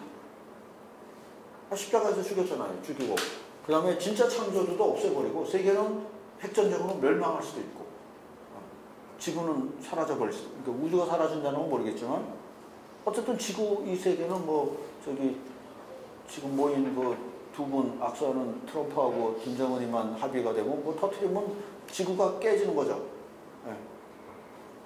그런 현실에 굉장히 맞게 설명을 했다는 것이 화이트헤드의 그런 과장철학의, 과장신학의 장점이었죠. 그래서 악과 불행의 실제를 해명하는데 교리는 어려움을 겪고 과장철학은 오히려 잘 설명을 하고. 그러나 이제 54쪽에 가서 이제 나오는 거죠. 통찰론이 답변을 제시하는 것처럼 보이지만 그러나 여기 그러나가 이제 판덴베르크가 얘기하는 거죠. 셋째 줄, 넷째 줄. 이 학설은 그렇다면 피조물이 하나님만이 아니라 다른 권세, 어떤 권세들에도 의존한다는 결론으로, 이원론으로 간다는 거예요. 그럼 그게 뭐 사탄이지 뭐 하나님도 믿고 사탄도 믿고 그래서 사탄 종교가 되는 거냐? 그래서 하나님도 그 뭐 액츄얼 엔티티인가 하는 신도 그 뭐 무슨 뭐 실체 중에 하나고 그것이 과정으로 나타난 것이 세계고 세계가 신을 창조하고 신도 세계를 창조하고 서로 뭐 그래서 이론은 뭐 화이트하드 학회도 있고 뭐 굉장하죠. 그래서 그쪽 사상과 이 파넨베르크 사상과 어떤 관계를 취할 수 있는가? 교회의 입장에서 방어할 수 있는 그런 내용이 이제 뭐 조금은 있습니다. 자기 힘으로 하면 되겠지만 그 화이트하드 학회를 어떻게 방어하겠어요? 어렵죠. 그래서 이 조직신학을 부분적으로 사용할 수 있는 거죠. 전체 화이트헤드 파넨베르크 신학 전체는 아니더라도 그래서 화이트헤드 비판이 쭉 나오고 그 다음에 이원론 안 되니까 이제 이론론 55쪽부터는 이제 이원론 비판 끝내고 이론론으로 하는데 이론론의 출발점은 하이마르멘의 뭐 55쪽 밑에 보면 이제 시작부터 하는 겁니다. 여기는 애굽신하고 비슷한 게 나오죠.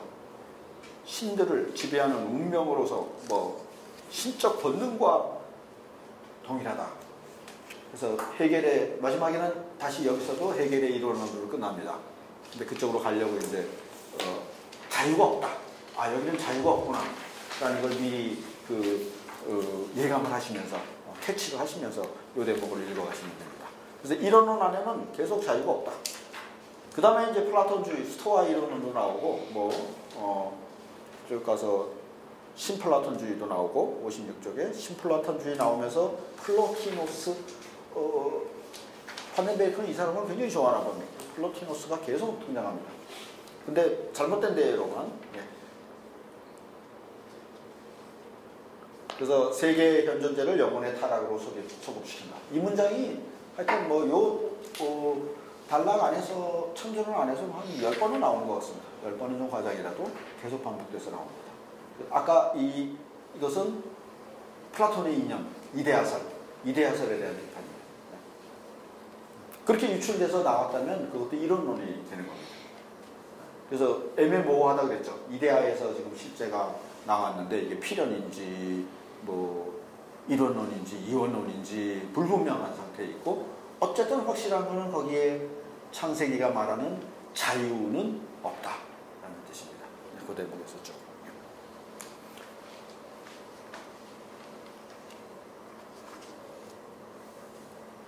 계속해서 자유.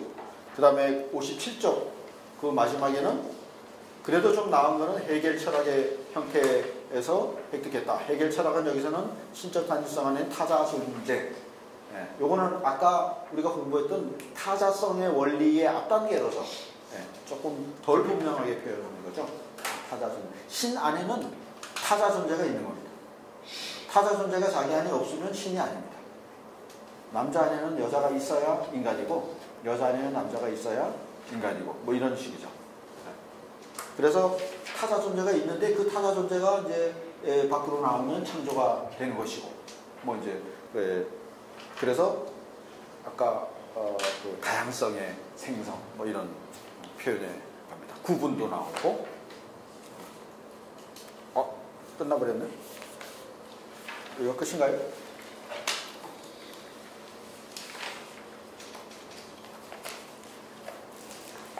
예, 57쪽 그래서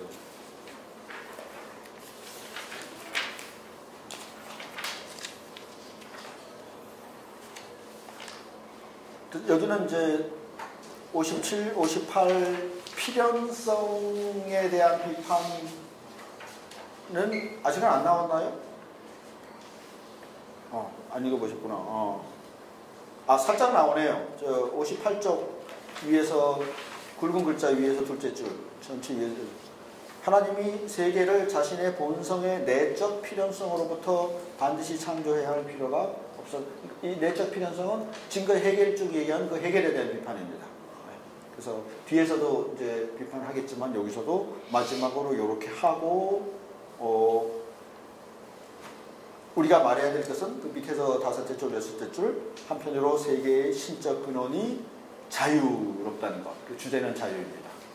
자유를 말하려면 삼위일체를 말해야 됩니다. 다른 한편으로 하나님이 창조를 확고히 붙드신다. 붙드신다는 건 사랑입니다. 이거는 다음 주의 주제, 보존, 창조, 보존, 통치.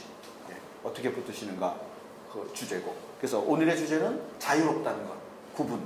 거기에 시정되어 있고, 이 자유를 이제 얘기하려고 59쪽부터 이제 삼위일체적 근원으로 들어갑니다. 너무 많은 내용을 너무 빨리 처리해서 괴로움을 드려서 죄송한데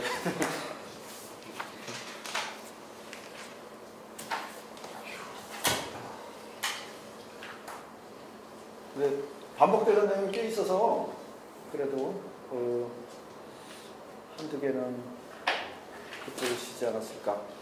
네, 질문 있으신가요? 한대들 그 자유. 예. 삼일체를 설명하는, 관계를 설명하는 그 용어인 것 같은데. 예. 그럼 이 자유라는 개념은 어디서 나온 거예요? 예수의 순종에서 나옵니다. 모든 인식은 계시에서 나오는 것이고, 그 판넨베르크 바르트에 있어서 계시는 역사적 예수입니다. 예수가 아버지께 순종한 그게 자유입니다. 하나님을 하나님의. 그래서 순종의 자유인 거죠. 자유는 선택하는, A, B에서 선택하는 그런 권리가 아니고, 그거는 현대적 자유 개념이고, 참 자유는 옳은 것에, 바른 것에, 진리인 것에 순종할 수 있는 자유. 그걸 선택할 수 있는, 그걸 찾을 수 있는 게 자유인 것이죠.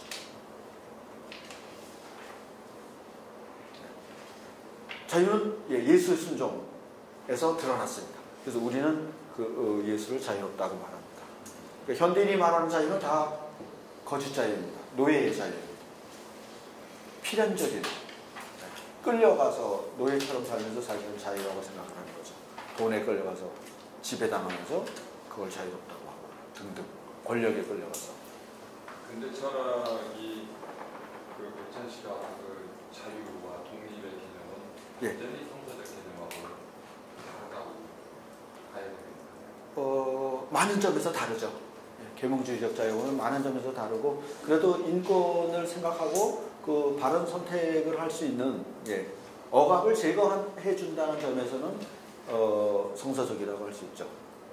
가난으로부터의 해방, 정치적 억압으로부터의 해방, 이런 게 전제돼야 순종의 자유가 나오겠죠. 북한 같은 경우 지금 뭐 순종할 수가 없죠. 그래서 그런 점에서는 약간 이제 협조해야 될 부분도 있지만, 근원에서는 자유의 인식은 성서적으로는 판넨베르크도 그렇고 계시의 인식입니다. 계시는 예수의 삶, 죽음, 부활. 거기서 예. 78페이지에 예. 영을 통한 아버지와 아들의 자유로운 연합으로부터 분화감이 발생한다고 되어 있는데, 분화감이라는 이 표현이 이게 아버지가 아니면 내가 아버지인데 이거는 건너가는 표현이 구분을 절대시하기 위해서 그런 표현이 나왔습니다. 완전히 구분이 있으면 건너가는 수밖에 없죠. 그냥 가면 안 되고. 그래서 이제 그런 표현입니다. 구분이 있고 건너가서 하나가 된다. 그래서 다른 칸에 있다. 이런 표현으로 한 것 같습니다.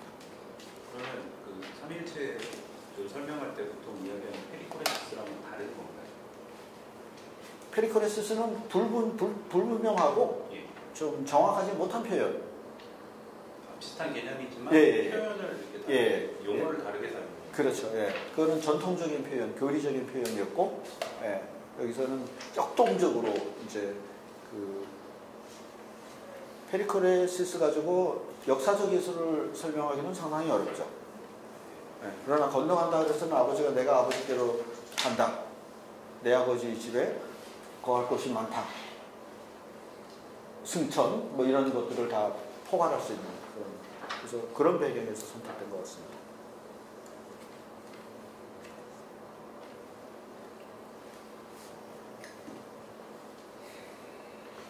예. 질문이 있는데 그 페리코레시스 안에서 예. 케노시스로서 예수님이 역사적 예수를 설명을 한다면 그것과도 좀 다른 내용이구나.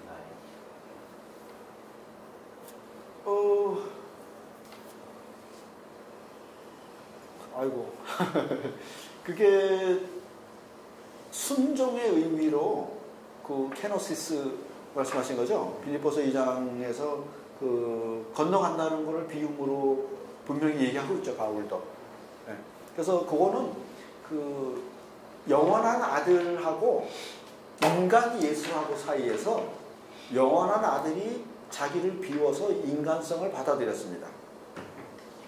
그래서 그 역사적 예수가 신성을 갖게 되는 거죠. 그때 많이 이제 자기를 비워 종의 형체를 할 때 이제 그때는 이제 로고스로서의 그 영원한 아들을 얘기를 하죠. 근데 아버지가 뭐 비워서 창조가 들어 이거는 이제 몰트만처럼 거부를 했죠. 그러나 예수의 그 인격 안에서 진정으로 일어난 일이 뭐냐라고 했을 때 영원한 그 아들이 인간에 와서 자기를 비워서 신성이 침투해 들어오도록 했다는 거죠. 근데 그 과정에 대해서 루터교하고 장로교하고 칼빈교하고 막 싸움이 일어나죠. 뭐 책 한 권이 복잡한데 그거 논문 쓰기도 뭐 아주 까다로운 그런 주제인 것 같습니다. 비웠을 때 그러면 어떻게 되는 거냐. 근데 신성이 남아있다는 게 이제 루터교의 주장이었죠. 그래서 루터교 보면 막 예수가 인간인데 여전히 신이죠. 저기 밖에 있는 것도 알고 뭐 새하고도 대화를 하고. 근데 칼빈교는 비웠으니까 인간이 없는 겁니다. 로고스가 다 비워서. 그래가지고 이제 뒤에서 딱 때리니까 누구냐 그러니까 몰라. 이제 그 유한성을 강조하는 거죠. 칼빈교는 뭐 그런 그 기억이 납니다. 네. 그 대목에 대한 주제는 이제 바르트 교회교 이야기에 뭐 상세하게 그 사회이기의 주제입니다. 화해론. 네. 700페이지 그것만 가지고 써놨으니까요. 창조론을 전개하는데 자료가 있잖아요. 네. 그 기독교 신학에 있어서 그리스 헬레니즘에 미친 영향을 저는 하르나게 태제를 그대로 받아들이지는 않죠. 보통 그렇게 말하잖아요. 성서적 히브리와 그 그리스적인 어떤 철학이 결합해가지고 고대 초기 카톨릭 교회는 하든지. 이 사람은 어쨌거나 그리스라든가 사상의 전통에 대해서 쭉 섭렵하면서도 네. 그것에 대해서 말씀하신 것처럼 자유라든가 이러한 요소들을 네. 또는 강조하는 것으로 봐서 교부신학, 중세신학 또 뭐죠? 개신교의 스콜라주의까지 정통주의까지도 걸쳐지고 있는 그런 그리스적인 영향에 대해서 비판적인 좀 시각을 갖고 있는 것이 아닌가라는 그런 인상을 받고 대신에 바르트하고 공통점이겠지만 원래 성서적인 그것은 더 자유로서 거기에도 권위를 부여하는 것으로 받아들여도 되겠습니다. 예, 권위를 부여하진 않습니다. 바르트는 이제 아예 권위를 부여하는데 판덴베르크는 네가 판단해라는 열려있는 입장을 취하는 거죠. 성서는 이렇게 말하고 있다. 언제나 뭐 그 이성에서 출발하니까 그게 방법론이죠. 그럼 이제 판덴베르크 서문에서 책 처음에 나올 때 내 책은 역사와 체계를 결합시킨 것이다. 역사학과 뭐 조직신학을 그래서 역사학과 뭐 그런 그 문장이 있습니다. 시간을 또 다음 주에 찾아보니까 성서를 굉장히 우리가 좀 전통신학에 젖어 있어서 그런지 이분은 굉장히 독특한 방식으로 읽고 있는 것을 많이 느꼈거든요. 근데 독특하지는 않습니다. 독특하게 보여요, 저한테. 네, 아니 판덴베르크가 처음에 젊었을 때 그 폰라트 학파였죠. 그 하이델베르크 그 술집에 모이던 거기에 있는데 고약신학의 그래서 폰라트 고약신학의 영향을 받으면 역사로서의 계시라는 책을 썼고 거기서 이제 그 해석을 따르고 있죠 주로. 본인이 이렇게 읽는 거에 대한 어떤 철학적, 형이상학적 배경에 대해서는 말은 없고요. 그 역사로서의 계시 안에서 이제 그 성서 해석의 방법을 모르지만 제가 철학을 전공한 건 아닌데 읽어본 바로는 네. 계몽주의적 이성주의에 반대해가지고 우리가 슐레겔이라든가 이런 사람들이 주장했던 하는 것도 그렇고 로맨티시즘하고 대단히 비슷한 것 같다. 낭만주의. 네, 어떤 틀이라든가 규정성이라든가 필연성을 보고하고 계속적으로 흘러넘치는 어떤 에너지와 같은 다이내믹스를 함으로써 예. 규정성을 벗어난 또 굳이 말하자면은 뭐죠? 너무 제가 너무 많은 전문 용어가 들어가면 알아듣기가 힘듭니다. 그래서 낭만주의적 아이러니를 말하는 것하고 공통점이 좀 있는 것 같다는 억측이 있어요. 그래서 크게 덴마크의 철학자 신조주의. 윤곽은 그럴 수 있지만 방법론은 뭐 파넨베르크는 정확합니다. 그래서 성서학자하고도 맞설 수 있습니다. 그러니까 가치가 있는 거고 우리가 배울 만한 것이죠. 대충 무슨 하자를 가지고 이렇게 만들어 놓은 거면 이렇게 세계적인 책이 될 수가 없었겠죠. 그래서 파넨베르크가 화이트헤드를 지적하는 부분이 예. 화이트헤드가 무로부터의 창조를 부정하는 것이 예. 악의 발생 때문에 그러는 거였잖아요. 신성론으로 예. 말하자면. 그렇다고 하면 파넨베르크는 악은 무엇 때문이라고 보고 있는지 궁금하고요. 그다음에 아까 자유라는 표현이 나왔는데 저는 자유와 자유의지가 같은 개념으로 쓰이는 건지 좀 궁금하거든요. 어려운. 그래서 그 악의 문제는 우리 마지막 주 여기 제 3주 신정론의 문제가 나옵니다. 그래서 창조는 제일 마지막에 살짝 다루는. 이제 전체 대답은 조직신학 3의 종말론에서 다뤄지겠지만 그 종말론을 앞당겨서 창조론의 종말론을 다루겠다. 이렇게 살짝 다뤘습니다. 그래서 악의 문제는 일단 우리는 모른다는 게 정답입니다. 우리를 넘어선 곳에 있는 것이고 종말에 이르러서 드러날 것이다라는 게 계속 반복되는 입장입니다. 그러니까 그걸 설명하려 하는 것이 우리가 유한성을 이제 벗어나는 거죠.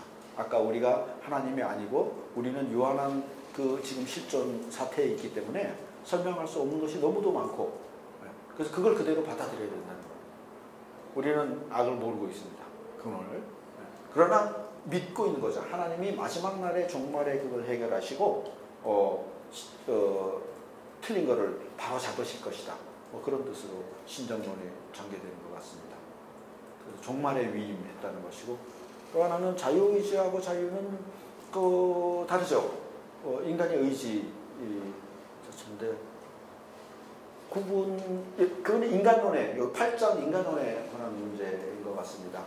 그래서 자유의지는 의지의 문제가 또 나오니까 분리를 해서 생각을 해야 되겠죠.